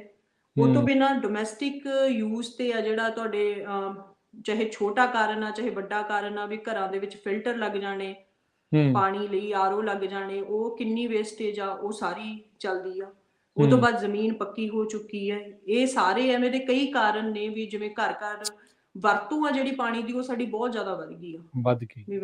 ਹਾਂ, ਸੋ ਹਾਂਜੀ, ਤੇ ਸਾਡੇ ਕੋਲ ਦਰਖਤ ਖੜੇ ਸੀ ਤੇ ਉਹਨਾਂ ਨੂੰ ਪਾਣੀ ਪੈਂਦਾ ਸੀ, ਕਿੱਥੇ ਹੁਣ ਉਹੀ ਪਾਣੀ ਆ ਜਿਹੜਾ ਅਸੀਂ ਤਕਰੀਬਨ ਸਾਰੇ ਵਿਹੜੇ ਪੱਕੇ ਕਰ ਲਿਓ ਫਰਸ਼ ਧੋਣ ਤੇ, ਚਾਹੇ ਬਿਲਕੁਲ ਛੋਟੀਆਂ ਛੋਟੀਆਂ ਗੱਲਾਂ ਨੇ ਪਰ ਇਹ ਟ੍ਰੈਡੀਸ਼ਨਲ ਸਟਾਈਲ ਤੋਂ ਅਸੀਂ ਥੋੜਾ ਪਰੇ ਹੋ ਗਏ, ਉਹਦੇ ਕਰਕੇ ਸਾਨੂੰ ਇਸ ਚੀਜ਼ ਤੇ ਇਫੈਕਟ ਪੈ ਰਿਹਾ। ਬਿਲਕੁਲ। ਇੱਕ ਨਾ ਮੈਨੂੰ ਗੱਲ ਯਾਦ ਆਉਂਦੀ ਆ, ਪ੍ਰੋਫੈਸਰ ਸਾਹਿਬ ਤੇ ਅਰਸ਼ਦੀਪ ਸਿੰਘ ਕਹਿੰਦੇ ਵੀ ਡੈਮਸ ਨੂੰ ਲੈ ਕੇ ਵੀ ਬੜੀ ਇਦਾਂ ਦੀ ਜਿਹੜੀ ਉਹ ਚਰਚਾ ਚੱਲਦੀ ਰਹਿੰਦੀ। ਕਹਿੰਦੇ ਵੀ ਇੱਕ ਗਲਾਸ ਦੇ ਵਿੱਚ ਪਾਣੀ ਰੱਖ ਦਿਓ ਤੇ ਇੱਕ ਜਿਹੜਾ ਹੈ ਉੱਦਾਂ ਸਿੱਟ ਦਿਓ, ਤੁਸੀਂ ਆਪੇ ਹੀ ਦੇਖ ਲਿਓ ਵੀ ਪਾਣੀ ਕਿਹੜਾ ਜਲਦੀ ਥੱਲੇ ਜਾਣਾ ਹੈ, ਵੀ ਕਿਸ ਹਿਸਾਬ ਦੇ ਨਾਲ ਜਾਣਾ, ਵੀ ਉਹ ਥਾਂ ਕਿੰਨੀ ਛੋਟੀ ਕਰ ਦੇਣੀ, ਪਾਣੀ ਇੱਕੋ ਥਾਂ ਦੇ ਉੱਤੇ ਇਕੱਠਾ ਕਰ ਲੈਣਾ। ਤੇ ਹੁਣ ਜਦੋਂ ਹਰ ਥਾਂ ਹੋ ਹੀ ਪੱਕਾ ਗਿਆ ਤੇ ਪਾਣੀ ਜਾਣ ਨੂੰ, ਥੱਲੇ ਦਿਸਣ ਨੂੰ ਜਿਹੜੀ ਉਹ ਥਾਂ ਹੀ ਜਿਹੜੀ ਉਹ ਨਹੀਂ ਬਚਣੀ। ਤੇ ਇਹ ਜਿਹੜਾ ਸ਼ਹਿਰ ਦਾ ਜਾਂ ਪੱਕੇ ਕਰਨ ਦਾ ਜਿਹੜਾ ਰਿਵਾਜ ਆ, ਇਹ ਵੀ ਇਵੈਂਚੁਅਲੀ ਆਪਾਂ ਨੂੰ ਨੁਕਸਾਨ ਜਿਹੜਾ ਪਹੁੰਚਾ ਰਿਹਾ। ਤੇ ਪ੍ਰੋਫੈਸਰ, ਜੇ ਹੁਣ ਆਪਾਂ ਜ਼ਿਲ੍ਹਾਵਾਰ ਪੱਤਣਾਂ ਦੀ ਗੱਲ ਕਰੀਏ ਵੀ ਕੀ ਜਿਹੜੀ ਇਸ ਟਾਈਮ ਸਥਿਤੀ ਹੈਗੀ ਆ ਜ਼ਿਲ੍ਹਾਵਾਰ, ਤੇ ਉਹ ਜ਼ਰੂਰ ਸਾਨੂੰ ਜਿਹੜੇ ਉਹ ਆંકੜੇ ਸਾਂਝੇ ਕਰਿਓ ਜੀ। ਜ਼ਿਲ੍ਹੇਵਾਰ ਤੋਂ ਪਹਿਲਾਂ ਮੈਂ ਇੱਕ ਗੱਲ ਇਹਦੇ ਬਾਰੇ ਦੱਸਦੀ ਹਾਂ ਕਿ ਪੰਜਾਬ ਦੇ ਵਿੱਚ ਤਕਰੀਬਨ 6 ਜ਼ਿਲ੍ਹੇ ਇਹੋ ਜਿਹੇ ਨੇ ਜਿਨ੍ਹਾਂ ਕੋਲ ਪਾਣੀ ਦਾ ਭੰਡਾਰ ਬਹੁਤ ਜ਼ਿਆਦਾ ਹੈ। ਉਹਨਾਂ ਦੇ ਵਿੱਚੋਂ ਹੁਸ਼ਿਆਰਪੁਰ ਹੋ ਗਿਆ, ਜਲੰਧਰ ਹੋ ਗਿਆ। ਹੁਸ਼ਿਆਰਪੁਰ ਕੋਲ 252 ਲੱਖ ਏਕੜ ਫੁੱਟ ਪਾਣੀ ਆ। ਜਲੰਧਰ ਹੈ ਉਹਦੇ ਕੋਲ 244 ਲੱਖ ਏਕੜ ਫੁੱਟ, ਫਿਰ ਪਟਿਆਲਾ ਤਕਰੀਬਨ 200 ਲੱਖ ਏਕੜ ਫੁੱਟ ਆ, ਤੇ ਲੁਧਿਆਣਾ 196, ਸੰਗਰੂਰ ਹੈ 223 ਤੇ ਫਿਰੋਜ਼ਪੁਰ ਹੈ 205। ਇਹ 6 ਜ਼ਿਲ੍ਹੇ ਐਸੇ ਨੇ ਜਿਨ੍ਹਾਂ ਕੋਲ ਪਾਣੀ ਦਾ ਭੰਡਾਰ ਆ ਜਿਹੜਾ ਉਹ ਵੱਧ ਹੈ। ਉਹਦਾ ਇੱਕ ਕਾਰਨ ਇਹ ਵੀ ਹੋ ਸਕਦਾ ਵੀ ਇਹਨਾਂ ਦਾ ਜਿਹੜਾ ਦਾਇਰਾ, ਇਹਨਾਂ ਦਾ ਜ਼ਿਲ੍ਹੇ ਦਾ ਖੇਤਰ ਆ ਉਹ ਵੱਧ ਹੈ, ਜਾਂ ਜਿਵੇਂ ਵੀ ਲਾ ਲਓ, ਤਾਂ ਇਹਨਾਂ ਕੋਲ ਜ਼ਿਆਦਾ ਪਾਣੀ ਹੈ। ਉਹਦੇ ਉਲਟ ਹੁਣ ਤੁਸੀਂ ਜਿਹੜੇ ਘੱਟ ਉਹਦੇ ਜਲ ਭੰਡਾਰ ਵਾਲੇ ਨੇ, ਤੁਸੀਂ ਫਰਕ ਦੇਖੋ ਕਿੰਨਾ ਹੈ ਕਿ ਪਠਾਨਕੋਟ ਹੈ ਉਹਦੇ ਕੋਲ ਕੇਵਲ 19 ਲੱਖ ਏਕੜ ਫੁੱਟ ਪਾਣੀ ਹੈ, ਸਿਰਫ 19। ਕਿੱਥੇ 244 ਤੇ ਕਿੱਥੇ 19? ਬਿਲਕੁਲ। ਤੇ ਰੋਪੜ ਹੋ ਗਿਆ 58 ਲੱਖ ਏਕੜ ਫੁੱਟ, ਮੋਹਾਲੀ, ਹੂੰ, ਫਤਿਹਗੜ੍ਹ ਸਾਹਿਬ, ਮਾਨਸਾ, ਬਠਿੰਡਾ, ਫਰੀਦਕੋਟ, ਮੁਕਤਸਰ, ਇਹ ਸਾਰੇ ਉਹ ਜ਼ਿਲ੍ਹੇ ਨੇ ਜਿਹੜੇ 100 ਤੋਂ ਥੱਲੇ ਨੇ। ਇਹਨਾਂ ਕੋਲ ਹੂੰ। 100 ਲੱਖ ਏਕੜ ਫੁੱਟ ਪਾਣੀ ਵੀ ਹੈ ਨੀਗਾ, ਉਹ ਤੋਂ ਇਹ ਥੱਲੇ ਨੇ। ਇਹ ਆਪਾਂ ਪ੍ਰੋਫੈਸਰ ਸਾਹਿਬ ਪਹਿਲੇ ਪੱਤਣ ਦੀ ਉਹੀ ਗੱਲ ਕਰ ਰਹੇ ਹਾਂ? ਨਾ ਜੀ, ਕੁੱਲ ਜਲ ਭੰਡਾਰ, ਕੁੱਲ ਜਲ ਤਿੰਨਾਂ ਭੰਡਾਰ, ਪੱਤਣ, ਠੀਕ ਆ, ਹਾਂਜੀ, ਠੀਕ ਹੈ, ਤਿੰਨਾਂ ਪੱਤਣਾਂ ਦਾ ਜਲ ਭੰਡਾਰ ਇਹਨਾਂ ਕੋਲ ਇਹੀ ਆ। ਠੀਕ ਹੈ। ਇਹ ਤੋਂ ਬਿਨਾਂ ਹੁਣ ਜਿਵੇਂ ਮੈਂ ਦੱਸਿਆ ਵੀ ਤਿੰਨੋਂ ਹੀ ਪੱਤਣ ਨੇ, ਤਿੰਨਾਂ ਪੱਤਣਾਂ ਦੇ ਵਿੱਚੋਂ ਕੁਝ ਜ਼ਿਲ੍ਹੇ ਇਹੋ ਜਿਹੇ ਨੇ ਪੰਜਾਬ 'ਚ ਜਿਨ੍ਹਾਂ ਕੋਲ ਤੀਜੇ, ਤਕਰੀਬਨ ਇਹਨਾਂ ਦਾ ਕੀ ਹੈ ਕਿ ਵੀ ਅੱਧਾ ਪਾਣੀ ਪਹਿਲੇ ਪੱਤਣ 'ਚ, ਬਹੁਤੇ ਹੂੰ, ਜ਼ਿਲ੍ਹਿਆਂ ਦਾ ਠੀਕ ਅੱਧਾ ਹੈ, ਪਾਣੀ ਪਹਿਲੇ ਪੱਤਣ 'ਚ, ਅੱਧਾ ਪਾਣੀ ਦੂਜੇ ਤੇ ਤੀਜੇ ਪੱਤਣ 'ਚ।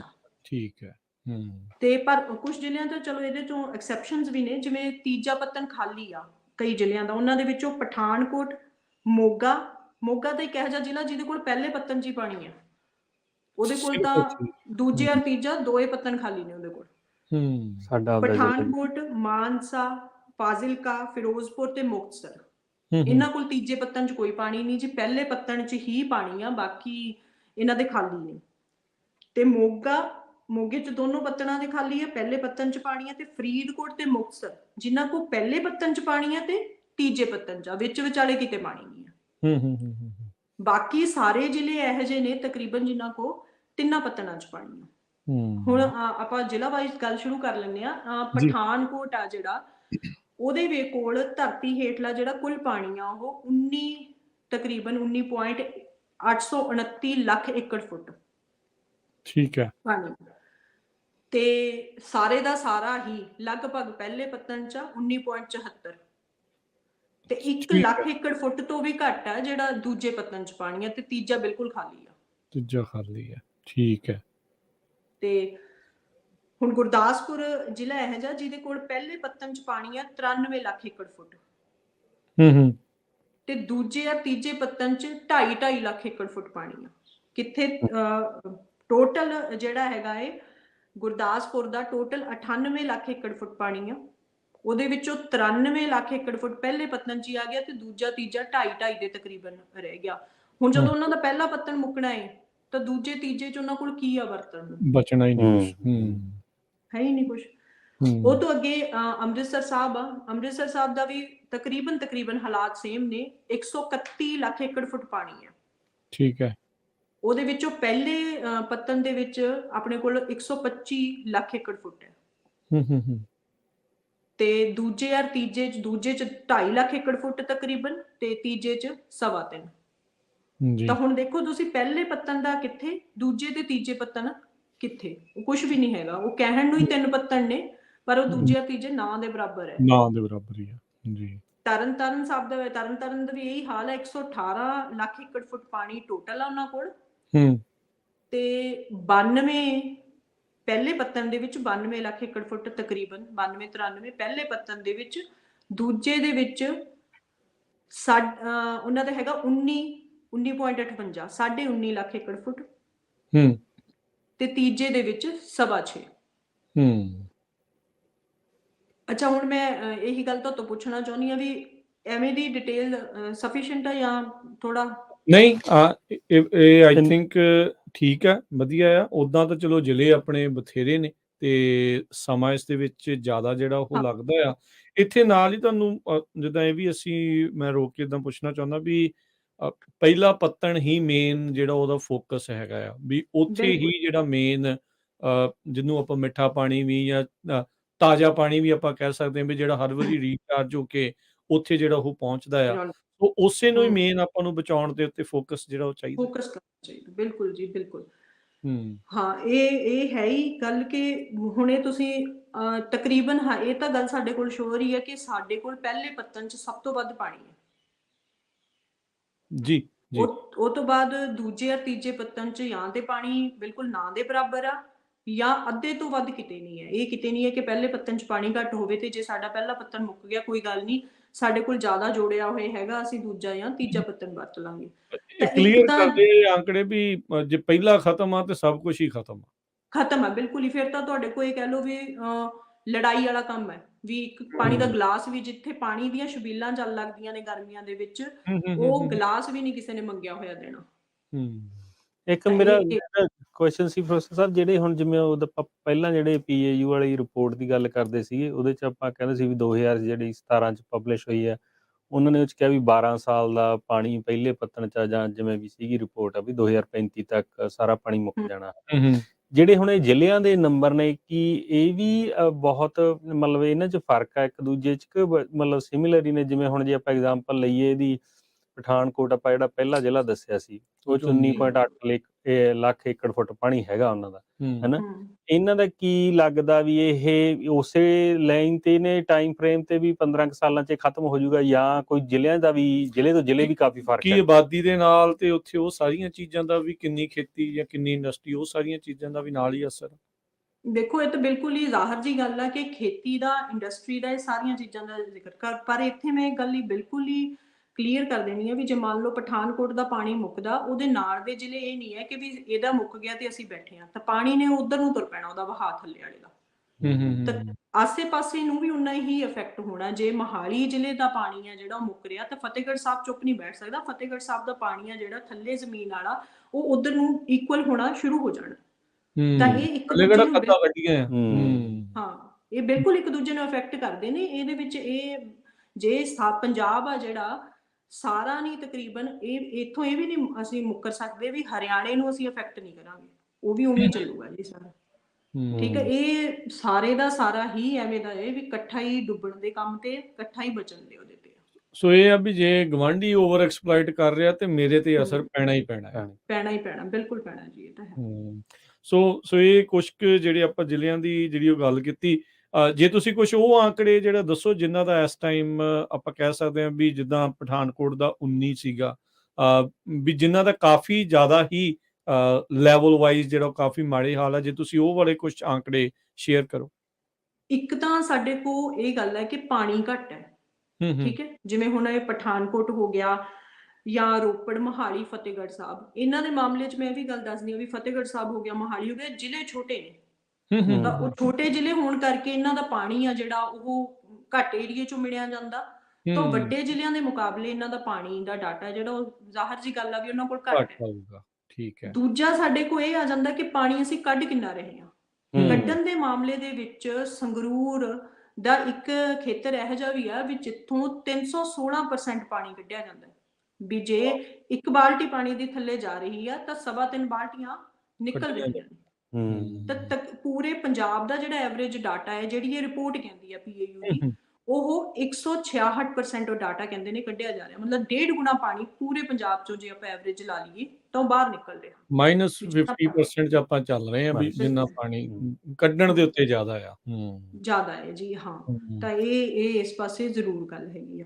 ਸੋ ਬਿਲਕੁਲ, ਆਈ ਥਿੰਕ ਫਿਰ ਦੈਨ ਆਪਾਂ ਨੂੰ ਅਰਸ਼ਦੀਪ ਸਿੰਘ, ਆਪਾਂ ਐਵਰੇਜ ਦੇ ਤੌਰ ਦੇ ਉੱਤੇ ਹੀ ਆਪਾਂ ਨੂੰ ਇਹ ਪੂਰੇ ਪੰਜਾਬ ਦੇ ਐਵਰੇਜ ਦੇ ਤੌਰ ਤੇ ਦੇਖਣਾ ਚਾਹੀਦਾ, ਕਿਉਂਕਿ ਜਿੱਦਾਂ ਪ੍ਰੋਫੈਸਰ ਸਾਹਿਬ ਨੇ ਸਮਝਾਇਆ ਵੀ ਏਰੀਆ ਵਾਈਜ਼ ਉਹ ਸਾਰੀਆਂ ਚੀਜ਼ਾਂ ਦਾ ਬਹੁਤ ਅਸਰ ਪੈਂਦਾ। ਮਿਣਤੀ ਦਾ ਕਿਤੇ ਆਪਾਂ ਨੂੰ ਲੱਗਦਾ ਵੀ ਬਹੁਤ ਵੱਧ ਆ, ਜਿੱਦਾਂ ਤੁਸੀਂ ਦੱਸਿਆ ਵੀ ਹੁਸ਼ਿਆਰਪੁਰ ਵਾਲੇ ਮੇ ਵੀ ਸੋਚਦੇ ਆ ਵੀ ਸਾਡੇ ਕੋਲ ਤਾਂ ਬਹੁਤ ਪਾਣੀ ਆ, ਸਾਡਾ ਕਦੀ ਜਿਹੜਾ ਸ਼ਾਇਦ ਮੁੱਕੇ ਨਾ, ਜਾਂ ਜਲਦੀ ਜਿਹੜਾ ਉਹ ਨਾ ਮੁੱਕੇ, ਪਰ ਕਿਉਂਕਿ ਜੇ ਜਲੰਧਰ ਵਾਲੇ ਜ਼ਿਆਦਾ ਵਰਤਦੇ ਆ ਤੇ ਹੁਸ਼ਿਆਰਪੁਰ ਵਾਲਾ ਤਾਂ ਉੱਧਰ ਜਾਣਾ ਹੀ ਜਾਣਾ ਹੈ, ਤੇ ਉਹ ਚੀਜ਼ ਦਾ ਜਿਹੜਾ ਫਰਕ ਉੱਥੇ ਏਰੀਆ ਜ਼ਿਆਦਾ, ਮਿੰਟ ਜ਼ਿਆਦਾ ਹੋ ਰਿਹਾ ਆ। ਸੋ ਓਵਰਆਲ ਆਈ ਥਿੰਕ ਆਹ ਜਿਹੜਾ ਅੰਕੜਾ ਆ ਉਹ ਕਾਫੀ ਇਹ ਆ ਵੀ ਓਵਰ ਐਕਸਪਲੋਇਟੇਸ਼ਨ ਕਿੱਥੇ ਕਿੰਨੀ % ਆ। ਜਿੱਦਾਂ ਸੰਗਰੂਰ ਵਾਲੀ 316 ਆ, ਓਵਰਆਲ ਪੰਜਾਬ ਦੀ 116 ਸੌਰੀ 150 166 ਆ। ਸੋ ਆਈ ਥਿੰਕ ਇਹਦੇ ਉੱਤੇ ਜੇ ਤੁਸੀਂ ਥੋੜਾ ਜਿਹਾ ਫੋਕਸ ਕਰੋ ਵੀ ਐਕਸਪਲੋਇਟੇਸ਼ਨ ਇਸ ਟਾਈਮ ਕਿੱਥੇ ਸਭ ਤੋਂ ਜ਼ਿਆਦਾ ਜਿਹੜੀ ਉਹ ਚੱਲ ਰਹੀ ਹੈ। ਐਕਸਪਲੋਇਟੇਸ਼ਨ ਦੇ ਵਿੱਚ ਸਭ ਤੋਂ ਜ਼ਿਆਦਾ ਪਹਿਲਾ ਨੰਬਰ ਤਾਂ ਜਿਹੜਾ ਹੈਗਾ ਹੈ ਉਹ ਇਹਨਾਂ ਦਾ ਹੀ ਆ, ਆਪਣੇ ਸੰਗਰੂਰ ਵਾਲਿਆਂ ਦਾ। ਉਹਨਾਂ ਦੇ ਵਿੱਚੋਂ ਪੂਰੇ ਸੰਗਰੂਰ ਜ਼ਿਲ੍ਹੇ ਦੀ ਜਿਹੜੀ ਐਕਸਪਲੋਇਟੇਸ਼ਨ ਆ ਉਹ 301% ਆ, ਮਤਲਬ ਕਿਤੇ ਵੱਧ ਹੈ ਕਿਤੇ ਘੱਟ ਹੈ। ਤਾਂ ਉਹਦੇ ਵਿੱਚੋਂ ਪੂਰੇ ਉਹਦੀ ਜਿਹੜੀ ਇੱਕ ਮਿੰਟ, ਉਹਦੇ ਵਿੱਚੋਂ ਪੂਰੀ ਜਿਹੜੀ ਜਾਂਦੀ ਆ ਉਹ ਐਕਸਪਲੋਇਟੇਸ਼ਨ ਆ ਉਹ 301% ਆ। ਇਹ ਤੋਂ ਬਿਨਾਂ ਫਾਜ਼ਿਲਕਾ ਤੇ ਮੁਕਤਸਰ ਐਸੇ ਜ਼ਿਲ੍ਹੇ ਨੇ ਜਿਨ੍ਹਾਂ ਦੇ ਵਿੱਚੋਂ ਪਾਣੀ ਘੱਟ ਕੱਢਿਆ ਜਾਂਦਾ। ਉੱਥੇ ਕੀ ਆ, ਹਰ ਵਾਰੀ ਪਾਣੀ ਦਾ ਲੈਵਲ ਆ ਜਿਹੜਾ ਉਹ ਉੱਪਰ ਉੱਠ ਰਿਹਾ। ਉਹਦਾ ਹੁਣ ਬਾਕੀ ਸਾਰੇ ਪੰਜਾਬ ਦੇ ਵਿੱਚ ਸਾਰੇ ਜਿੰਨੇ ਜ਼ਿਲ੍ਹੇ ਨੇ ਉਹਨਾਂ ਦੇ ਵਿੱਚ ਪਾਣੀ ਥੱਲੇ ਨੂੰ ਜਾ ਰਿਹਾ, 85% ਏਰੀਆ ਜਿਹੜਾ ਉਹ ਥੱਲੇ ਨੂੰ ਜਾ ਰਿਹਾ, ਤੇ ਉਹਦੇ ਵਿੱਚੋਂ ਇਹ 15% ਕੋਈ ਏਰੀਆ ਇਹੋ ਜਿਹਾ ਹੈ ਜਿਨ੍ਹਾਂ ਦਾ ਪਾਣੀ ਦਾ ਲੈਵਲ ਆ ਜਿਹੜਾ ਉੱਪਰ ਨੂੰ ਜਾ ਰਿਹਾ। ਹੁਣ ਉਹਦਾ ਕਾਰਨ ਇਹ ਆ ਕਿ ਉਹਨਾਂ ਦੇ ਜ਼ਮੀਨ ਹੇਠਲਾ ਪਾਣੀ ਆ ਜਿਹੜਾ ਉਹ ਵਰਤਣਯੋਗ ਨਹੀਂ ਹੈ। ਉਹ ਬਾਹਰ ਆਪਦਾ ਜਿਹੜਾ ਉਹਨਾਂ ਦਾ ਜ਼ਿਆਦਾਤਰ ਉਹ ਨਹਿਰਾਂ ਦੇ ਪਾਣੀ ਤੇ ਜਿੰਨਾ ਕੁ ਉਹਨਾਂ ਨੂੰ ਮਿਲਦਾ ਜਾਂ ਉਸ ਹਿਸਾਬ ਦੀ ਉਹਨਾਂ ਦੀ ਫਸਲਬਾੜੀ ਆ, ਤਾਂ ਉਸ ਹਿਸਾਬ ਉਹਦੇ ਤੇ ਨਿਰਭਰ ਕਰਦੇ ਨੇ। ਤਾਂ ਉਹਨਾਂ ਦਾ ਪਾਣੀ ਦਾ ਜਿਹੜਾ ਲੈਵਲ ਆ ਉਹ ਉੱਪਰ ਨੂੰ ਜਾ ਰਿਹਾ, ਬਾਕੀ ਪੰਜਾਬ ਦਾ ਥੱਲੇ ਨੂੰ ਜਾ ਰਿਹਾ। ਜਿਹੜੀ ਐਕਸਪਲੋਇਟੇਸ਼ਨ ਦੀ ਆਪਣੇ ਇਹਦੀ ਗੱਲ ਆ ਵੀ ਕਿੰਨਾ ਪਾਣੀ ਕੱਢਿਆ ਜਾ ਰਿਹਾ, ਤਾਂ ਪਠਾਨਕੋਟ ਦੇ ਵਿੱਚ ਐਵੇਂ ਐਸਾ ਕੋਈ ਇਹੋ ਜਿਹਾ ਬਲਾਕ ਨਹੀਂ ਹੈਗਾ ਜਿਹਨੂੰ ਆਪਾਂ ਕਹਿ ਰਹੀਏ ਵੀ ਉਹ ਓਵਰ ਐਕਸਪਲੋਇਟਡ ਆ, ਵੀ ਉਹਨਾਂ ਦਾ ਪਾਣੀ ਲੋੜ ਤੋਂ ਵੱਧ ਕੱਢਿਆ ਜਾ ਰਿਹਾ। ਪਰ ਉੱਥੇ ਦਾ ਪਾਣੀ ਕਿਵੇਂ ਦਾ, ਇਹ ਬਿਲਕੁਲ ਹੀ ਦੇਖਣਾ ਬਣਦਾ ਹੈ ਕਿ ਕਿਹੜਾ ਏਰੀਆ ਹੈ, ਉਹ ਚੋਂ ਜਿੰਨਾ ਪਾਣੀ ਨਿਕਲ ਰਿਹਾ ਉਹ ਪਾਣੀ ਕਿਵੇਂ ਦਾ, ਤੇ ਉਹਨਾਂ ਕੋਲ ਕੁੱਲ ਪਾਣੀ ਦਾ ਉਸ ਏਰੀਏ ਦੇ ਕੋਲ ਭੰਡਾਰ ਕਿੰਨਾ ਕਾ, ਜਿਹਦੇ ਤੇ ਉਹਨਾਂ ਨੇ ਨਿਰਭਰ ਕਰਨਾ, ਉਹਨਾਂ ਦੇ ਆਉਣ ਵਾਲੀਆਂ ਨਸਲਾਂ ਨੇ ਆਉਣ ਵਾਲੇ ਸਾਲਾਂ ਦੇ ਵਿੱਚ ਨਿਰਭਰ ਕਰਨਾ ਹੈ। ਤਾਂ ਉਹ ਇਸ ਗੱਲ ਤੇ ਦੇਖਣਾ ਹੈ। ਸੋ ਹੁਣ ਜਿੱਦਾਂ ਤੁਸੀਂ ਖੇਤੀਬਾੜੀ ਅਤੇ ਵਾਤਾਵਰਣ ਜਾਗਰੂਕਤਾ ਕੇਂਦਰ ਦੇ ਨਾਲ ਜੁੜੇ ਆ, ਤੁਸੀਂ ਆਪਾਂ ਨੂੰ ਇਹ ਜਾਣਕਾਰੀਆਂ ਜਿਹੜੀਆਂ ਉਹ ਦੱਸ ਰਹੇ ਆ ਪ੍ਰੋਫੈਸਰ ਸਾਹਿਬ, ਕੀ ਤੁਹਾਡੇ ਕੇਂਦਰ ਦੁਆਰਾ ਜਾਂ ਕੋਈ ਹੋਰ ਅਜਿਹੀ ਸੰਸਥਾ ਹੈ ਜਿੱਥੇ ਇਹ ਵਾਟਰ ਟੈਸਟਿੰਗ ਦਾ ਕੰਮ ਵੀ ਉਹ ਸ਼ੁਰੂ ਕਰਨਾ ਚਾਹੁੰਦੇ ਆ, ਜਾਂ ਉਹ ਉਪਰਾਲਾ ਜਿਹੜਾ ਉਹ ਚੱਲ ਰਿਹਾ ਹੋਵੇ ਵੀ ਆਪਾਂ ਇਹ ਵੀ ਪਤਾ ਕਰੀਏ ਵੀ ਕਿਹੜੇ ਥਾਵਾਂ ਦੇ ਉੱਤੇ ਪਾਣੀ ਦਾ ਹੁਣ ਸਥਿਤੀ ਕਿੱਦਾਂ ਦੀ ਆ? ਲਾਈਕ ਆਪਾਂ ਹੁਣ ਇਹ ਤਾਂ ਹੁਣ ਤੈਅ ਹੀ ਆ, ਇਹ ਤਾਂ ਪਤਾ ਹੀ ਆ ਵੀ ਪਾਣੀ ਕੱਢ ਜ਼ਿਆਦਾ ਹੋ ਰਿਹਾ ਆ, ਰੀਚਾਰਜ ਘੱਟ ਹੋ ਰਿਹਾ, ਤੇ ਹੁਣ ਇਹ ਤੇ ਵੀ ਹੁਣ ਆਪਾਂ ਰਾਈਟ ਨਾਓ ਨੈਕਸਟ ਫੋਕਸ ਹੈਗਾ ਆ ਤੁਹਾਡਾ ਸਾਰਿਆਂ ਦਾ ਵੀ ਪਾਣੀ ਦੀ ਟੈਸਟਿੰਗ ਵੀ ਹੋਵੇ, ਵੀ ਵਿੱਚ ਕੀ ਕੋਈ ਰਸਾਇਣ ਤਾਂ ਨਹੀਂ, ਇਹ ਪੀਣ ਲਾਇਕ ਆ, ਜਾਂ ਕਿਹੜੀ ਚੀਜ਼ ਦੇ ਲਈ ਇਹ ਬੈਟਰ ਆ ਜਾਂ ਨਹੀਂ ਬੈਟਰ ਹੈਗਾ? ਇਹ ਇੱਕ ਤਾਂ ਜਿੰਨੀਆਂ ਸਾਡੇ ਕੋਲ ਰਿਪੋਰਟਸ ਆਉਂਦੀਆਂ ਨੇ ਉਹ ਸਾਰੀਆਂ ਕੇਂਦਰ ਸਰਕਾਰ ਦੀਆਂ ਜਾਂ ਪੰਜਾਬ ਸਰਕਾਰ ਵੱਲੋਂ ਛਾਪੇ ਅੰਕੜੇ ਹੁੰਦੇ ਨੇ। ਠੀਕ ਹੈ। ਜਿਹੜੀ ਇਹ ਗੱਲ ਆ ਕਿ ਪਾਣੀ ਕਿਵੇਂ ਦਾ ਹੈ, ਪੰਜਾਬ ਦੇ ਵਿੱਚ ਪਾਣੀ ਦੀ ਸਿਹਤ ਕੀ ਆ, ਮਿੱਟੀ ਦੀ ਸਿਹਤ ਕੀ ਆ, ਇਹ ਦੋਨੋਂ ਇੱਕ ਦੂਜੇ ਨੂੰ ਬਹੁਤ ਪ੍ਰਭਾਵਿਤ ਕਰ ਰਹੀਆਂ ਨੇ। ਜਿੰਨੇ ਪੈਸਟੀਸਾਈਡਸ ਜ਼ਿਆਦਾ ਪੈ ਰਹੇ ਨੇ, ਮਿੱਟੀ ਦੀ ਸਿਹਤ ਵੀ ਖਰਾਬ ਹੋ ਰਹੀ ਆ, ਤੇ ਉਹਦੇ ਨਾਲ ਨਾਲ ਪਾਣੀ ਦੀ ਸਿਹਤ।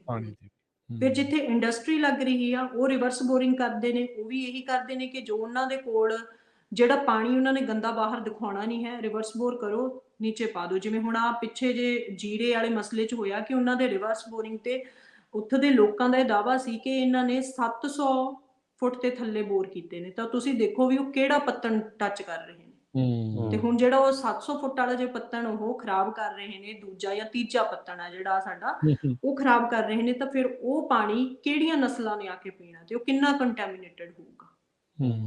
ਤਾਂ ਜਿਹੜੀ ਇਹ ਗੱਲ ਹੈ ਤੁਹਾਡੀ ਗੱਲ ਕਿ ਵੀ ਟੈਸਟਿੰਗ ਵਾਲਾ ਹੈ, ਤਾਂ ਅਸੀਂ ਆਪਦੇ ਸੈਂਟਰ ਵੱਲੋਂ ਇਹ ਕੋਸ਼ਿਸ਼ ਸ਼ੁਰੂ ਕੀਤੀ ਹੈ ਕਿ ਆਉਂਦੇ ਸਮੇਂ ਦੇ ਵਿੱਚ ਇੱਕ ਤੇ ਅਸੀਂ ਪਾਣੀ ਦੇ ਉੱਤੇ ਮੁੱਢਲੀ ਜਾਣਕਾਰੀ ਦੇ ਤੌਰ ਤੇ ਸਾਂਝਾ ਕਰਨਾ ਹੈ ਕਿ ਕਿਤਾਬਚਾ, ਜਿਹਦੇ ਵਿੱਚ ਅਸੀਂ ਜ਼ਿਲ੍ਹੇਵਾਰ ਅੰਕੜੇ ਪੇਸ਼ ਕਰਨੇ ਨੇ। ਤੇ ਉਹ ਤੋਂ ਬਿਨਾਂ ਅਸੀਂ ਇਹ ਕੰਮ ਸ਼ੁਰੂ ਕਰ ਲਿਆ ਹੈ ਕਿ ਵੀ ਦੇਖੋ ਹੁਣ ਪੰਜਾਬ ਦੇ ਵਿੱਚ ਅਸੀਂ ਬਲਾਕ ਵਾਈਜ਼ ਕੋਸ਼ਿਸ਼ ਕਰ ਰਹੇ ਹਾਂ ਕਰਨ ਦੀ। ਜਿਵੇਂ ਫਤਿਹਗੜ੍ਹ ਸਾਹਿਬ ਦੇ 5 ਬਲਾਕ ਨੇ, 5 ਦੇ 5 ਓਵਰ ਐਕਸਪਲੋਇਟਡ ਨੇ, 5 'ਚ ਹੀ ਸਭ ਤੋਂ ਵੱਧ ਪਾਣੀ ਨਿਕਲ ਰਿਹਾ।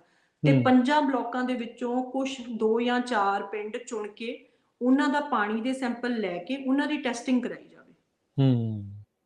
ਤਾਂ ਉਹ ਟੈਸਟਿੰਗ ਲੈਬਸ ਦੇ ਵਿੱਚ ਲੁਧਿਆਣੇ ਜਿਵੇਂ ਤਾਂ ਸਾਡੀ ਕੋਸ਼ਿਸ਼ ਆ ਕਿ ਉੱਥੇ ਭੇਜਿਆ ਜਾਵੇ। ਉਹ ਦੇਖੋ ਕਦੋਂ ਹੁਣ ਹੁਕਮ ਹੁੰਦਾ ਸੱਚੇ ਪਾਤਸ਼ਾਹ ਦਾ ਤੇ ਉਹ ਨੇਪਰੇ ਚੜ੍ਹਦਾ ਹੈ, ਤਾਂ ਕੋਸ਼ਿਸ਼ ਜ਼ਰੂਰ ਸਾਡੀ ਜਾਰੀ ਹੈ ਕਿ ਉੱਧਰ ਨੂੰ ਅਸੀਂ ਤੁਰ ਰਹੇ ਹਾਂ ਕਿ ਪਾਣੀ ਦੀ ਸਿਹਤ ਆ ਜਿਹੜੀ ਉਹਦੇ ਤੇ ਵੀ ਲਿਖਿਆ ਜਾਵੇ। ਹਾਂ, ਪਰ ਇਹ ਗੱਲ ਬਿਲਕੁਲ ਆ ਰਹੀ ਹੈ ਅੱਗੇ ਕਿ ਪਾਣੀ ਜ਼ਿਆਦਾ ਐਕਸਟ੍ਰੈਕਟ ਹੋਣ ਦੇ ਨਾਲ ਪਾਣੀ ਦੇ ਵਿੱਚ ਯੂਰੇਨੀਅਮ ਆ ਜਿਹੜਾ ਥੱਲੇ ਉਹ ਵੱਧ ਰਿਹਾ। ਉਹ ਵਧਣ ਦੇ ਨਾਲ ਕੈਂਸਰ ਵਰਗੀਆਂ ਜਿਹੜੀਆਂ ਡਿਸੀਜ਼ਸ ਨੇ, ਉਹ ਬਿਮਾਰੀਆਂ ਨੇ, ਉਹ ਲੱਗ ਰਹੀਆਂ ਨੇ। ਕੁਝ ਏਰੀਆਜ਼ ਦੇ ਵਿੱਚ ਰਿਪੋਰਟ ਆਉਣੀਆਂ ਸ਼ੁਰੂ ਹੋ ਗਈਆਂ ਨੇ ਵੀ ਉੱਥੇ ਕਿਉਂ ਜ਼ਿਆਦਾ ਹੈ। ਪਰ ਉਹ ਕੱਲਾ ਪਾਣੀ ਦੀ ਸਿਹਤ ਹੈ, ਜਿਵੇਂ ਹੁਣ ਇੱਥੇ ਇੱਕ ਲਸਾੜਾ ਡਰੇਨ ਹੈ ਜਿਹੜੀ ਉਹ ਸੀਗਾ ਇਹ ਬੇਸਿਕਲੀ ਉਹਦਾ ਕੰਮ ਕੀ ਸੀ ਕਿ ਜਦੋਂ ਨਾਲਾ ਬਣਦਾ ਹੈ ਲਸਾੜਾ ਡਰੇਨ, ਉਹਦਾ ਕੰਮ ਸੀਗਾ ਕਿ ਜੇ ਮੀਂਹ ਵੱਧ ਪੈ ਜਾਂਦਾ ਤਾਂ ਖੇਤਾਂ 'ਚੋਂ ਪਾਣੀ ਕੱਢ ਕੇ ਉਹ ਡਰੇਨ 'ਚ ਪਾਇਆ ਜਾ ਸਕੇ, ਤੇ ਉਹ ਤਾਂ ਕਿ ਖੇਤੀ ਦਾ ਨੁਕਸਾਨ ਨਾ ਹੋਵੇ। ਪਰ ਉਹ ਮੀਂਹ ਵੱਧ ਵਾਲਾ ਮਸਲਾ ਛੱਡ ਕੇ ਹੁਣ ਉਹ ਕੀ ਹੋ ਗਿਆ ਕਿ ਜਿੰਨੀ ਇੰਡਸਟਰੀ ਆ ਜਿਹੜੀ ਉਹਦੇ ਆਸ-ਪਾਸ ਲੱਗਦੀ ਆ, ਉਹ ਅੰਡਰਗਰਾਉਂਡ ਪਾਈਪ ਪਾਉਂਦੇ ਨੇ, ਉਹ ਲਸਾੜਾ ਡਰੇਨ ਉਹਦੇ ਵਿੱਚ ਪਾ ਦਿੰਦੇ ਨੇ ਪਾਣੀ। ਉਹ ਹੁਣ ਪਾਣੀ ਪਾਉਣ ਦੇ ਨਾਲ ਸ਼ੁਰੂ ਦੇ ਵਿੱਚ ਇਹ ਵੀ ਗੱਲਾਂ ਚੱਲੀਆਂ ਕਿ ਇਹਦਾ ਪਾਣੀ ਖੇਤਾਂ ਨੂੰ ਲਾਓ, ਬਹੁਤ ਫਾਇਦਾ ਹੁੰਦਾ। ਤੇ ਉਹ 2 ਸਾਲ ਉਹ ਪ੍ਰੋਜੈਕਟ ਚੱਲਿਆ, ਪਰ ਉਹ 2 ਸਾਲ ਦੇ ਵਿੱਚ ਇੰਨੀਆਂ ਬਿਮਾਰੀਆਂ ਫੈਲ ਗਈਆਂ ਵੀ ਜਿਹੜਾ ਬਠਿੰਡਾ ਬੈਲਟ ਹੈ ਸਾਰੀ, ਇਹਦਾ ਇੱਕ ਵੱਡਾ ਕਾਰਨ ਕੈਂਸਰਸ ਹੋਣ ਦਾ ਉਹ ਲਸਾੜਾ ਡਰੇਨ ਵੀ ਵਿੱਚ ਆਉਂਦੀ ਹੈ। ਤਾਂ ਉਹ ਇੰਨਾ ਪਾਣੀ ਖੇਤਾਂ ਰਾਹੀਂ ਜਾ ਚੁੱਕਿਆ, ਜ਼ਮੀਨ 'ਚ ਸਿੱਪ ਚੁੱਕਿਆ ਵੀ ਉੱਥੇ ਤੁਸੀਂ ਹੁਣ ਕੰਟੈਮੀਨੇਸ਼ਨ ਦਾ, ਉੱਥੇ ਪਾਣੀ ਦੀ ਸਿਹਤ ਆ ਜਿਹੜੀ ਉਹ ਆਪਣੇ ਆਪ ਹੀ ਖਰਾਬ ਜਾ ਰਹੀ ਹੈ, ਖਰਾਬ ਹੋ ਰਹੀ ਹੈ ਜੀ। ਇੱਕ ਪ੍ਰੋਫੈਸਰ ਸਾਹਿਬ ਜਿਹੜੇ ਆਪਾਂ ਇਹਦੀ ਪਾਣੀ ਦੀ ਸਿਹਤ ਦੀ ਗੱਲ ਕਰਦੇ ਸੀ, ਹੈਲਥ ਦੀ, ਇਹ ਕੋਈ ਯੂਨੀਵਰਸਿਟੀ ਦੇ ਵੀ ਹੈਗੇ ਕੋਈ ਪੁਰਾਣੇ ਅੰਕੜੇ ਵੀ ਅੱਜ ਤੋਂ, ਜਿਵੇਂ ਆਪਾਂ ਕਹਿੰਦੇ ਵੀ ਪਾਣੀ ਦੇ ਲੈਵਲ ਦੇ ਤਾਂ ਆਪਣੇ ਕੋਲ ਅੰਕੜੇ ਹੈਗੇ ਆ ਵੀ 85 ਚ ਐਵੇਂ ਸੀ, 2017 ਚ ਐਵੇਂ ਹੋ ਗਿਆ, ਕਿ ਪਾਣੀ ਦੀ ਹੈਲਥ ਦੇ ਯੂਨੀਵਰਸਿਟੀ ਕੋਲ ਜਾਂ ਸੈਂਟਰ ਵਾਲੀ ਰਿਪੋਰਟ 'ਚ ਕੁਛ ਇਹੋ ਜਿਹੇ ਨੰਬਰ ਆਉਂਦੇ ਵੀ ਉਦੋਂ ਪਾਣੀ ਦੀ ਹੈਲਥ ਇਹੋ ਜਿਹੀ ਸੀਗੀ ਤੇ ਅੱਜ ਇੰਨੀ ਕੁ ਖਰਾਬ ਹੋ ਚੁੱਕੀ ਹੈ? ਉਹ ਬਸ ਇੱਕ ਹਿੰਟ ਵਾਈਜ਼ ਗੱਲ ਕਰ ਦਿੰਦੇ ਨੇ ਕਿ ਵੀ ਆਹ ਚੀਜ਼ ਵੱਧ ਰਹੀ ਆ, ਪਰ ਐਸ ਸੱਚ ਕਿੰਨੀ ਵੱਧ ਰਹੀ ਆ, ਕਦੋਂ ਤੋਂ ਵੱਧ ਰਹੀ ਆ, ਇਹੋ ਜਿਹਾ ਕੋਈ ਡਾਟਾ ਹੈ ਜਿਹੜਾ ਉਹ ਸਾਡੇ ਕੋਲ ਹਜੇ ਸਾਹਮਣੇ ਨਹੀਂ ਆਇਆ ਹੈ। ਬਸ ਹੈ ਇੱਕ ਹਿੰਟ ਵਾਈਜ਼ ਗੱਲ ਹੁੰਦੀ ਆ ਵੀ ਇੱਥੋਂ ਨਾਈਟ੍ਰੇਟ ਆ ਜਿਹੜਾ ਉਹ ਥੱਲੇ ਜਾ ਰਿਹਾ, ਉਹਦੇ ਨਾਲ ਥੱਲੇ ਵਾਲਾ ਦੂਜਾ ਪੱਤਣ ਵੀ ਖਰਾਬ ਹੋ ਰਿਹਾ, ਜਾਂ ਫਲਾਣੇ ਏਰੀਏ ਦੇ ਵਿੱਚ ਯੂਰੇਨੀਅਮ ਵੱਧ ਪਾਇਆ ਜਾ ਰਿਹਾ, ਕਿਉਂ ਪਾਇਆ ਜਾ ਰਿਹਾ, ਕਿਵੇਂ ਪਾਇਆ ਜਾਂਦਾ, ਉਹਦਾ ਕੋਈ ਜ਼ਿਕਰ ਨਹੀਂ ਹੁੰਦਾ ਕਿਤੇ, ਨਾ ਹੀ ਪ੍ਰੋਫੈਸਰ ਕੋਈ। ਜੀ, ਹਾਂਜੀ, ਹਾਂਜੀ। ਪ੍ਰੋਫੈਸਰ ਸਾਹਿਬ, ਜਿੱਦਾਂ ਹੁਣ ਆਪਾਂ ਦੇਖਦੇ ਹਾਂ ਵੀ ਇੱਕ ਇਲਾਕੇ ਉਹ ਆ ਜਿੱਥੇ ਕਹਿੰਦੇ ਆ ਵੀ ਪਾਣੀ ਦਾ ਪੱਧਰ ਪੱਤਣਾ ਚੋਂ ਲਗਾਤਾਰ ਘਟਦਾ ਜਾ ਰਿਹਾ। ਹੁਣ ਉੱਥੇ ਹੀ ਪੰਜਾਬ ਦੇ ਵਿੱਚ ਉਹ ਇਲਾਕੇ ਆ ਜਿੱਥੇ ਸੇਮ ਦੀ ਸਮੱਸਿਆ ਵੀ ਆ। ਹੁਣ ਸੇਮ ਜਿੱਥੇ ਪੈ ਰਹੀ ਆ, ਜਿੱਥੇ ਸੇਮ ਆ, ਉਹ ਬੰਦੇ ਨੂੰ ਕਿੱਦਾਂ ਸਮਝਾਇਆ ਜਾਵੇ, ਉੱਥੋਂ ਦੇ ਲੋਕਾਂ ਨੂੰ ਕਿੱਦਾਂ ਸਮਝਾਇਆ ਜਾ ਸਕਦਾ ਵੀ ਭਾਈ ਬਾਕੀ ਥਾਂ ਦੇ ਉੱਤੇ ਬੜੀ ਸਮੱਸਿਆ ਹੈ ਪਾਣੀ ਨੂੰ ਲੈ ਕੇ, ਉਹ ਤਾਂ ਕਹਿੰਦਾ ਵੀ ਪਾਣੀ ਦੀ ਕੋਈ ਮਸਲਾ ਹੀ ਨਹੀਂ, ਇਹ ਤਾਂ ਸਾਨੂੰ ਆਲਰੇਡੀ ਖੇਤੀ ਨਹੀਂ ਕਰਨ ਦਿੰਦਾ। ਹੁਣ ਇਹ ਸਾਰੇ ਪੰਜਾਬ ਦਾ ਹਾਲਾਤ ਸੀਗੇ ਕੁਝ ਸਾਲ ਪਹਿਲਾਂ, ਹਰੀ ਕ੍ਰਾਂਤੀ ਦੇ ਟਾਈਮ ਤਕਰੀਬਨ ਬਾੜਾ ਪੰਜਾਬ ਸੀ ਜਿਹੜਾ ਉਹ ਸੇਮ ਦੀ ਸਮੱਸਿਆ ਦੇ ਨਾਲ ਜੂਝ ਰਿਹਾ ਸੀ। ਸਾਡੇ ਵਾਲਾ ਏਰੀਆ ਮਲੇਰਕੋਟਲਾ ਸਾਈਡ, ਇਹ ਸਾਰੇ ਇਹੋ ਜਿਹੇ ਸੀਗੇ ਜਿੱਥੇ ਸੇਮ ਦੀ ਬਹੁਤ ਸਮੱਸਿਆ ਸੀ। ਪਰ ਹੁਣ ਉਹ ਪਾਣੀ ਦਾ ਲੈਵਲ ਜਿੰਨਾ ਡੂੰਘਾ ਹੋਈ ਜਾ ਰਿਹਾ ਉਹ ਜਾ ਰਹੇ ਨੇ। ਹੁਣ ਜਿੱਥੇ ਸੇਮ ਦੀ ਸਮੱਸਿਆ ਹੈ ਉੱਥੇ ਪਾਣੀ ਆ ਜਿਹੜਾ ਉਹ ਵਰਤੋਂਯੋਗ ਨਹੀਂ ਹੈ, ਤਾਂ ਉਹਨਾਂ ਨੂੰ ਕਿਹਾ ਹੀ ਨਹੀਂ ਜਾ ਸਕਦਾ ਵੀ ਤੁਸੀਂ ਕੀ ਕਰਨਾ। ਉਹਨਾਂ ਦਾ ਆਪ ਦਾ ਪਾਣੀ ਆ, ਜਿਵੇਂ ਮੁਕਤਸਰ ਵਾਲੇ ਨੇ ਉਹਨਾਂ ਦਾ ਆਪ ਦੇ ਪਾਣੀ ਦੇ ਜਿਹੜੇ ਅਰੇਂਜਮੈਂਟਸ ਨੇ, ਉਹਨਾਂ ਦਾ ਨਹਿਰੀ ਪਾਣੀ ਦੇ ਨਾਲ ਉਹ ਜੁੜੇ ਹੋਏ ਨੇ, ਉੱਥੋਂ ਹੀ ਉਹਨਾਂ ਦਾ ਪੀਣ ਵਾਲਾ ਪਾਣੀ ਆਉਂਦਾ। ਜੇ ਉਹ ਇਹ ਦੂਜਾ ਪਾਣੀ ਵਰਤਦੇ ਵੀ ਨੇ, ਉਹ ਇੰਨਾ ਹੈਵੀ ਮੈਟਲ ਹੁੰਦਾ ਉਹਦੇ ਵਿੱਚ, ਉਹ ਵਰਤਿਆ ਹੀ ਨਹੀਂ ਜਾ ਸਕਦਾ ਉਸ ਹਿਸਾਬ ਦੇ ਨਾਲ। ਤਾਂ ਉਹਨਾਂ ਨਾਲ ਇਹ ਗੱਲ ਕਰਨੀ ਕਿ ਵੀ 2 ਜਾਂ 3 ਜ਼ਿਲ੍ਹਿਆਂ ਦੇ ਨਾਲ, ਉਹਨਾਂ ਉੱਥੋਂ ਦੇ ਵਸਿੰਦਿਆਂ ਨੂੰ ਇਹ ਗੱਲ ਬਿਲਕੁਲ ਹੀ ਬਖੂਬੀ ਪਤਾ ਹੈ ਵੀ ਨਾ ਉਹ ਰੇਨ ਵਾਟਰ ਹਾਰਵੈਸਟਿੰਗ ਕਰ ਸਕਦੇ ਨੇ ਉਸ ਹਿਸਾਬ ਦੇ ਨਾਲ, ਕਿਉਂਕਿ ਉਹ ਪਾਣੀ ਦੇ ਵਿੱਚ ਗੰਦੇ ਪਾਣੀ 'ਚ ਪਾਣੀ ਪਾਉਣਗੇ, ਇੱਕ ਤੇ ਸੇਮ ਦੀ ਸਮੱਸਿਆ ਵਧਣੀ ਆ, ਦੂਜਾ ਜਿਹੜਾ ਪਾਣੀ ਪਾਉਣਗੇ ਉਹ ਵੀ ਉਵੇਂ ਹੈਵੀ ਕੰਟੈਮੀਨੇਟਡ ਹੋ ਜਾਣਾ, ਉਹ ਵੀ ਵਰਤੋਂਯੋਗ ਨਹੀਂ ਰਹਿਣਾ ਹੈਗਾ। ਜੀ, ਨਹੀਂ ਇਹ ਇੱਕ ਤਾਂ ਆਪਾਂ ਨੂੰ ਗੱਲ ਕਨਫਰਮ ਹੀ ਹੈ ਨਾ ਮੰਨ ਹੀ ਲੈਣੀ ਚਾਹੀਦੀ ਹੈ, ਮੈਨੂੰ ਲੱਗਦਾ ਸਾਰਿਆਂ ਨੂੰ, ਵੀ ਜਿਹੜੇ ਹਾਲਾਤ ਨੇ ਉਹ ਬਹੁਤ ਹੀ ਜ਼ਿਆਦਾ ਗੰਭੀਰ ਨੇ। ਜਿਵੇਂ ਆਪਣੇ ਬਜ਼ੁਰਗ ਜਾਂ ਆਪਾਂ ਘਰਾਂ 'ਚ ਵੀ ਗੱਲ ਕਰਦੇ ਹਾਂ ਤਾਂ ਮੈਨੂੰ ਆਪਣੇ ਸਾਡੇ ਵੀ ਘਰੇ ਕਹਿ ਦਿੰਦੇ ਨੇ, ਲੈ 80-85 'ਚ ਤਾਂ ਐਂ ਹੁੰਦਾ ਸੀ ਪਾਣੀ ਉੱਪਰ ਆ ਗਿਆ ਸੀ ਸਾਡੇ, ਹਨਾ ਵੀ ਸਾਡਾ ਪਾਸਾ ਪਿੰਡ ਦਾ ਸਾਰਾ ਉਹ ਘਰ ਛੱਡ ਕੇ ਉੱਪਰ ਆ ਗਏ ਸੀਗੇ, ਇੰਨੇ ਹੜ੍ਹ ਆ ਗਏ ਸੀ ਵੀ ਪਾਣੀ ਐਂ ਹੀ ਉੱਪਰ ਆਉਂਦਾ ਜਾਂਦਾ ਰਹਿੰਦਾ, ਕੁਦਰਤ ਦਾ ਨਿਯਮ ਆ ਇਹ। ਪਰ ਇਹ ਗੱਲ ਹੁਣ ਆਪਾਂ ਨੂੰ ਮੰਨ ਲੈਣੀ ਚਾਹੀਦੀ ਹੈ ਵੀ ਇਹ ਕੁਦਰਤ ਦੇ ਨਿਯਮ ਨੂੰ ਅਸੀਂ ਬਹੁਤ ਛੇੜਛਾੜ ਕਰ ਲਈ ਹੈ ਤੇ ਪਾਣੀ ਨੇ ਹੁਣ ਥੱਲੇ ਨੂੰ ਹੀ ਜਾਣਾ, ਉੱਪਰ ਨੂੰ ਨਹੀਂ ਆਉਣਾ। ਆਂਕੜੇ ਉਸ ਚੀਜ਼ ਨੂੰ ਪੁਸ਼ਟ ਕਰਦੇ ਨੇ ਵੀ ਪਾਣੀ ਪੈ 1 ਬਾਲਟੀ ਰਿਹਾ ਤੇ ਕੱਢ ਆਪਾਂ 1.5 ਰਹੇ ਆ, ਤੇ ਅੱਜ ਨਹੀਂ ਤਾਂ ਕੱਲ। ਤੇ ਆ ਜਿਹੜਾ ਗੰਭੀਰਤਾ ਵਾਲਾ ਜਿਹੜਾ ਆ ਵੀ ਅਗਲੇ ਸਿਰਫ 12 ਸਾਲਾਂ ਦੇ ਵਿੱਚ ਹੀ ਕੰਮ ਖਰਾਬ ਹੋ ਜਾਣਾ ਹੈ ਬਹੁਤ ਜ਼ਿਆਦਾ। ਇਹ ਨਹੀਂ ਆ ਵੀ 12 ਸਾਲਾਂ ਬਾਅਦ ਹੋਣਾ, ਉਹਦੇ ਵਿਚਾਲੇ ਵੀ ਬੜਾ ਕੁਝ ਜਿਹੜਾ ਆ ਉਹ ਥੱਲੇ ਨੂੰ ਜਿਹੜਾ ਹੋ ਜਾਈ ਜਾਣਾ ਆ। ਸੋ ਹਰ ਇੱਕ ਨੂੰ ਜਿਹੜੇ ਵੀ ਜ਼ਿਲ੍ਹੇ ਦੇ ਨਾਲ ਜੁੜਿਆ ਆ, ਜਿਹਦੀ ਜਿੱਥੇ ਤੱਕ ਵੀ ਪਹੁੰਚ ਆ, ਚਾਹੇ ਉਹ ਆਮ ਨੇ, ਚਾਹੇ ਉਹ ਆਪ ਖੇਤੀ ਕਰਦੇ ਨੇ, ਮਾਮਲੇ ਤੇ ਦਿੱਤੀ ਆ ਉੱਥੇ ਜ਼ਮੀਨ, ਉਹਨਾਂ ਨੂੰ ਪਾਣੀ ਦੀ ਵਰਤੋਂ ਨੂੰ ਲੈ ਕੇ ਜ਼ਰੂਰ ਗੰਭੀਰਤਾ ਦੇ ਨਾਲ ਜਿਹੜਾ ਉਹ ਸੋਚਣਾ ਜਿਹੜਾ ਉਹ ਜ਼ਰੂਰ ਚਾਹੀਦਾ ਹੈਗਾ। ਹਾਂਜੀ, ਇੱਕ ਗੱਲ ਮੈਂ ਹੋਰ ਜੋੜਦਾ ਮੈਂ ਰਾਜਕਰਨ ਜੀ, ਜਿਵੇਂ ਹੁਣ ਮੈਂ ਚਲੋ ਆਪਾਂ ਆਪਦੇ ਆਪ ਨੂੰ ਪੜ੍ਹੇ ਲਿਖੇ ਮੰਨਦੇ ਹਾਂ, ਮੈਨੂੰ ਅੱਜ ਪਤਾ ਲੱਗਿਆ ਦੇਖ ਲਓ ਵੀ ਮੋਗੇ, ਸਾਡਾ ਆਪਦਾ ਜ਼ਿਲ੍ਹਾ ਮੋਗਾ ਵੀ ਇੱਥੇ ਪਹਿਲੇ ਪੱਤਣ 'ਚ ਹੀ ਪਾਣੀ ਹੈ। ਅਸੀਂ ਤਾਂ ਸੋਚਦੇ ਵੀ ਜਦੋਂ ਇਹ ਮੁੱਕ ਜੂਗਾ ਥੱਲੇ ਹੋ ਜਾਵਾਂਗੇ। ਨਹੀਂ, ਤਕਰੀਬਨ ਜਿੰਨੇ ਆਂਕੜੇ ਆਏ ਇਸ ਨੇ ਸਪਸ਼ਟ ਕਰਤਾ ਵੀ ਸਭ ਕੁਝ ਪਹਿਲੇ ਪੱਤਣ 'ਚ ਹੀ ਆ ਮੋਸਟਲੀ। ਹਾਂ, ਤੇ ਜਿੱਥੇ ਦੂਜਾ ਹੈ ਵੀ ਉੱਥੇ ਪਾਣੀ ਨਹੀਂ ਹੈ ਤੇ ਉਹਦਾ ਫਾਇਦਾ ਕੀ? ਤੇ ਇਹ ਬਹੁਤ ਹੀ ਆਪਾਂ ਨੂੰ ਮੈਨੂੰ ਲੱਗਦਾ ਗੰਭੀਰਤਾ ਨਾਲ ਲੈਣਾ ਚਾਹੀਦਾ। ਆਪਦੇ ਜਿੰਨਾ ਕੁ ਜ਼ੋਰ ਲਾ ਸਕਦੇ ਹਾਂ, ਜਿੱਥੋਂ ਕੋਈ ਬੈਠਾ ਉਹਨੂੰ ਇਹਦੇ ਲਈ ਹੋਣਾ ਚਾਹੀਦਾ ਯਤਨਸ਼ੀਲ। ਤੇ ਪ੍ਰੋਫੈਸਰ ਸਾਹਿਬ, ਇਹ ਜਿਹੜੇ ਆਂਕੜੇ ਜਦੋਂ ਤੁਸੀਂ ਦੱਸ ਰਹੇ ਸੀ, ਇਹ ਸਾਰਿਆਂ ਦੇ ਵਿੱਚ ਇਹੀ ਆ ਵੀ 90% ਜਾਂ ਉਸ ਤੋਂ ਵੱਧ ਪਾਣੀ ਪਹਿਲੇ ਪੱਤਣ 'ਚ ਹੀ ਆ? ਤਕਰੀਬਨ ਸਾਰਿਆਂ ਦੇ ਵਿੱਚ ਇਹੀ ਹੈ ਕਿ ਜਿਵੇਂ ਮੈਂ ਪਹਿਲਾਂ ਦੱਸਿਆ ਕਿ ਬਹੁਤੇ ਜ਼ਿਲ੍ਹਿਆਂ ਦੇ ਵਿੱਚ ਕੀ ਆ ਕਿ ਪਾਣੀ ਦੇ ਜਿੰਨੇ ਭੰਡਾਰ ਨੇ ਉਹਨਾਂ ਦੇ ਵਿੱਚੋਂ ਬਾਹਲੇ ਨੇ ਜਿਹੜੇ ਉਹ ਪਹਿਲੇ ਪੱਤਣ 'ਚ, ਦੂਜੇ ਤੇ ਤੀਜੇ ਪੱਤਣ 'ਚ ਨਾ ਦੇ ਬਰਾਬਰ ਆ। ਜੇ ਜ਼ਿਆਦਾ ਵੀ ਹੈਗੇ ਨੇ ਤਾਂ ਉਹਨਾਂ 'ਚੋਂ ਕਈ ਜ਼ਿਲ੍ਹੇ ਇਹੋ ਜਿਹੇ ਨੇ ਜਿਨ੍ਹਾਂ ਦੇ ਵਿੱਚ ਪਹਿਲੇ ਪੱਤਣ 'ਚ ਅੱਧਾ ਪਾਣੀ ਆ, ਦੂਜੇ ਤੇ ਤੀਜੇ ਪੱਤਣ 'ਚ ਦੋਹਾਂ 'ਚ ਅੱਧਾ ਪਾਣੀ, ਮਿਲਾ ਕੇ ਉਹਨਾਂ 'ਚ ਅੱਧਾ ਪਾਣੀ ਹੈ। ਤਾਂ ਸਭ ਤੋਂ ਮੇਨ ਜਿਹੜਾ ਮੁੱਖ ਸਾਡਾ ਸੋਰਸ ਹੈ ਉਹ ਪਹਿਲਾ ਪੱਤਣ ਹੀ ਹੈ। ਜੀ ਜੀ। ਸੋ ਲੋਕਾਂ ਨੂੰ ਉੱਥੇ ਰੀਚਾਰਜਿੰਗ, ਸਰਕਾਰ ਦੇ ਉੱਤੇ ਦਬਾਅ, ਇੱਦਾਂ ਦੀਆਂ ਚੀਜ਼ਾਂ ਜਿਹੜੀਆਂ ਉਹ ਜ਼ਰੂਰ ਕਰਨੀਆਂ ਚਾਹੀਦੀਆਂ। ਆਪਣੀਆਂ ਜਿਹੜੀਆਂ ਖੇਤੀਬਾੜੀ ਦੀਆਂ ਪ੍ਰੈਕਟਿਸਿਸ ਆ ਜਿੱਦਾਂ ਉਹ ਕਰ ਰਹੇ ਆ, ਉਹਨੂੰ ਬਹੁਤ ਸੰਜੀਦਗੀ ਦੇ ਨਾਲ ਸੋਚ ਕੇ ਥੋੜ੍ਹਾ ਬਦਲਣ ਵੱਲ ਨੂੰ ਜਿਹੜਾ ਉਹ ਵਧਣ ਦੀ ਆਪਾਂ ਨੂੰ ਜ਼ਰੂਰਤ ਆ। ਨਹੀਂ ਤਾਂ ਪੰਜਾਬ ਜਿਹਨੂੰ ਆਪਾਂ ਆਖਦੇ ਹਾਂ ਪਾਣੀਆਂ ਦਾ, ਜਿਹੜੀ ਧਰਤੀ ਆ ਪੰਜਾਂ ਦਰਿਆਵਾਂ ਵਾਲੀ, ਅਤੇ ਉਹ ਫਿਰ ਕੰਮ ਖਰਾਬ ਹੋ ਜਾਊਗਾ। ਬਾਅਦ 'ਚ ਉਹਦਾ ਨਾਂ ਵੀ ਬਦਲਣਾ ਪਊ, ਕੁਛ ਹੋਰ ਵੀ ਕਰਨਾ ਪਊ। ਆਪਾਂ ਚਾਹੁੰਦੇ ਨਹੀਂ ਆ ਵੀ ਉਹ ਜਿਹੜੀ ਨੌਬਤ ਆ ਉਹ ਆਵੇ। ਸੋ ਸੰਜੀਦਗੀ ਦੇ ਨਾਲ ਆਪਾਂ ਇਸ ਨੂੰ ਸੋਚੀਏ। ਅਤੇ ਪ੍ਰੋਫੈਸਰ ਸਾਹਿਬ, ਸਮਾਂ ਵੀ ਆਪਣਾ ਸਮਾਪਤੀ ਦੇ ਵੱਲ ਨੂੰ ਆ। ਜਾਣ ਤੋਂ ਪਹਿਲਾਂ ਕੀ ਤੁਸੀਂ ਸਾਰਿਆਂ ਨੂੰ ਬੇਨਤੀ, ਅਪੀਲ ਜਿਹੜੀ ਇਸ ਦੇ ਬਾਬਤ ਕਰਨਾ ਚਾਹੁੰਦੇ ਹੋ? ਇੱਕ ਤਾਂ ਮੈਂ ਤੁਹਾਡੀ ਗੱਲ ਦੇ ਨਾਲ ਹੀ ਗੱਲ ਜੋੜਦੀ ਹਾਂ ਵੀ ਰਿਚਾਰਜ ਕਰਨਾ ਮਸਲੇ ਦਾ ਪੂਰਾ ਹੱਲ ਨਹੀਂ ਹੈ। ਠੀਕ ਹੱਲ ਹੈ। ਜ਼ਰੂਰ ਹੈ ਪਰ ਪੂਰਾ ਹੱਲ ਨਹੀਂ ਆ। ਹੁਣ ਉਹਦੇ ਵਿੱਚ ਇੱਕ ਤਾਂ ਨਿਯਮ ਸਾਡੀ ਕੁਦਰਤ ਦਾ ਵੀ ਕਿੰਨੇ ਸਾਲਾਂ ਤੱਕ ਪਾਣੀ ਆ ਜਿਹੜਾ ਉਹ ਜ਼ਮੀਨ ਥੱਲੇ ਪਿਆ ਰਿਹਾ ਤੇ ਫਿਰ ਉਹ ਸਾਨੂੰ ਪੀਣ ਨੂੰ ਪਿਊਰੀਫਾਈ ਹੋ ਕੇ ਮਿਲ ਰਿਹਾ। ਮਿਲਿਆ। ਇੱਕ ਅਸੀਂ ਇਮੀਡੀਏਟ ਕਰ ਰਹੇ ਹਾਂ ਕਿ ਰੇਨ ਵਾਟਰ ਹਾਰਵੈਸਟਿੰਗ ਪ੍ਰੋਜੈਕਟ ਲਾਓ, ਜ਼ਮੀਨ ਥੱਲੇ ਪਾਣੀ ਆ ਜਿਹੜਾ ਉਹ ਪਾ ਦਿਓ। ਉਹਦੇ ਤੇ ਹੋਰ ਤਰ੍ਹਾਂ ਦੀਆਂ ਦਿੱਕਤਾਂ ਬਿਲਕੁਲ ਹੈਗੀਆਂ ਨੇ ਕਿ ਉਹਨੂੰ ਬਹੁਤ ਸਾਂਭ ਸੰਭਾਲ ਦੇ ਨਾਲ, ਸਿਸਟਮੈਟਿਕ ਵੇ ਦੇ ਨਾਲ ਜ਼ਮੀਨ ਥੱਲੇ ਪਾਉਣਾ ਚਾਹੀਦਾ। ਪਰ ਕੋਸ਼ਿਸ਼, ਮੇਰਾ ਆਪਦਾ ਮੰਨਣਾ ਹੈ ਵੀ ਕੋਸ਼ਿਸ਼ ਇਹ ਕਰਨੀ ਚਾਹੀਦੀ ਹੈ ਕਿ ਜਿਹੜਾ ਉਹ ਪਾਣੀ ਉਸ ਹਿਸਾਬ ਨਾਲ ਸਾਂਭਿਆ ਜਾਵੇ, ਉਹ ਸਾਲ ਭਰ ਉੱਪਰ ਹੀ ਵਰਤ ਲਿਆ ਜਾਵੇ, ਜ਼ਮੀਨ ਥੱਲੇ ਪਾਉਣ ਜਾਏ। ਉਹਨੂੰ ਐਵੇਂ ਸਟੋਰ ਕਰ ਲਿਆ ਜਾਵੇ ਕਿ ਮੁੜ ਕੇ ਤੁਸੀਂ ਰੋਜ਼ਾਨਾ ਵਰਤੋਂ ਦੇ ਵਿੱਚ ਉਹਨੂੰ ਨਹਾਉਣ ਲਈ, ਧੋਣ ਲਈ ਜਾਂ ਜੋ ਵੀ ਤੁਹਾਨੂੰ ਠੀਕ ਲੱਗਦਾ ਉਵੇਂ ਉਹਨਾਂ ਨੂੰ ਵਰਤਿਆ ਜਾ ਸਕੇ। ਦੂਜੀ ਗੱਲ ਜਿਹੜੀ ਅਖੀਰ ਦੇ ਵਿੱਚ ਅਪੀਲ ਵਾਲੀ ਆ, ਤਾਂ ਉਹਦੇ ਵਿੱਚ ਜਦੋਂ ਪੰਜਾਬ ਦੇ ਪਾਣੀਆਂ ਦਾ ਮਸਲਾ ਆਉਂਦਾ ਹੈ ਤਾਂ ਕੋਈ ਵੀ ਜਿਹੜਾ ਪੰਜਾਬ ਦਾ ਹਮਦਰਦ ਹੈ ਉਹ ਇਸ ਨੂੰ ਲੈ ਕੇ ਘਬਰਾਉਂਦਾ ਜ਼ਰੂਰ ਹੈ। ਉਹਨੂੰ ਡਰ ਲੱਗਦਾ ਕਿ ਜੇ ਸੱਚੀ ਪਾਣੀ ਮੁੱਕ ਗਿਆ ਤਾਂ ਕੀ ਹੋਊਗਾ। ਤਾਂ ਜਿਵੇਂ ਘਬਰਾਹਟ ਸਾਡੇ ਸਾਰਿਆਂ ਦੇ ਹਿੱਸੇ ਆਈ ਆ, ਉਵੇਂ ਸਾਡੇ ਸਾਰਿਆਂ ਦੇ ਹਿੱਸੇ ਇਹ ਗੱਲ ਵੀ ਆਉਂਦੀ ਹੈ ਕਿ ਅਸੀਂ ਉਪਰਾਲੇ ਕਰੀਏ। ਕਦੇ ਇਹ ਗੱਲ ਨਹੀਂ ਹੋਣੀ ਕਿ ਸਾਰਾ ਕੰਮ ਸਰਕਾਰ ਕਰੂਗੀ ਜਾਂ ਸਾਰਾ ਕੰਮ NGOs ਕਰਨਗੀਆਂ। ਜਿੰਨਾ ਵੱਧ ਘੱਟ ਅਸੀਂ ਯੋਗਦਾਨ ਪਾ ਸਕਦੇ ਹਾਂ, ਸਾਨੂੰ ਪਾਣੀ ਦੀ ਘੱਟ ਵਰਤੋਂ ਕਰਕੇ ਉਵੇਂ ਵੀ ਬਚਾਇਆ ਜਾ ਸਕਦਾ ਹੈ। ਮੀਂਹ ਵਾਲਾ ਪਾਣੀ ਸਾਂਭਿਆ ਜਾ ਸਕਦਾ ਹੈ, ਰੁੱਖ ਲਗਾਏ ਜਾ ਸਕਦੇ ਨੇ। ਇਹ ਚਿੜੀਆਂ, ਇਹ ਸਾਰੇ ਦੇ ਸਾਰੇ ਜਿਹੜੇ ਪਿੰਡਾਂ ਦੇ ਨੇ, ਪਿੰਡਾਂ ਦੀਆਂ ਸਾਂਝੀਆਂ ਥਾਵਾਂ ਤੇ NRIs ਤਾਂ ਇਹਦੇ 'ਚ ਵਿਸ਼ੇਸ਼ ਯੋਗਦਾਨ ਪਾ ਸਕਦੇ ਨੇ। ਉਹ ਸਾਂਝੀਆਂ ਥਾਵਾਂ ਤੇ ਮੂਹਰੇ ਹੋ ਕੇ ਉੱਥੇ ਰੇਨ ਵਾਟਰ ਹਾਰਵੈਸਟਿੰਗ ਜਿਹੜੇ ਨੇ ਉਹ ਪ੍ਰੋਜੈਕਟ ਲਾਏ ਜਾ ਸਕਦੇ ਨੇ। ਤਾਂ ਥੋੜਾ ਵੱਧ ਜਿੰਨਾ ਸਾਡਾ ਹਿੱਸਾ, ਸਾਡੀ ਹਿੰਮਤ ਆ, ਸਾਨੂੰ ਉਹਦੇ ਪਾਸੇ ਉਪਰਾਲਾ ਯੋਗ ਕਦਮ ਨੇ ਜਿਹੜੇ ਉਹ ਚੁੱਕਣੇ ਚਾਹੀਦੇ ਨੇ। ਜੀ ਜੀ, ਬਿਲਕੁਲ। ਸੋ ਅਰਸ਼ਦੀਪ ਸਿੰਘ, ਸਮਾਂ ਵੀ ਸਮਾਪਤ ਆ। ਪ੍ਰੋਫੈਸਰ ਹਰਬੀਰ ਕੌਰ ਜੀ, ਤੁਹਾਡਾ ਅਸੀਂ ਬਹੁਤ ਬਹੁਤ ਧੰਨਵਾਦ ਕਰਦੇ ਹਾਂ। ਅਤੇ ਤੁਸੀਂ ਪਾਣੀ ਦੇ ਜਿਹੜੀ ਦਸ਼ਾ ਆ ਉਸ ਦੇ ਬਾਰੇ ਆਪਾਂ ਨੂੰ ਲਗਾਤਾਰ ਜਾਣਕਾਰੀ ਦਿੱਤੀਆਂ, ਪਿਛਲੀ ਵਾਰੀ ਵੀ ਅਤੇ ਇਸ ਵਾਰੀ ਵੀ।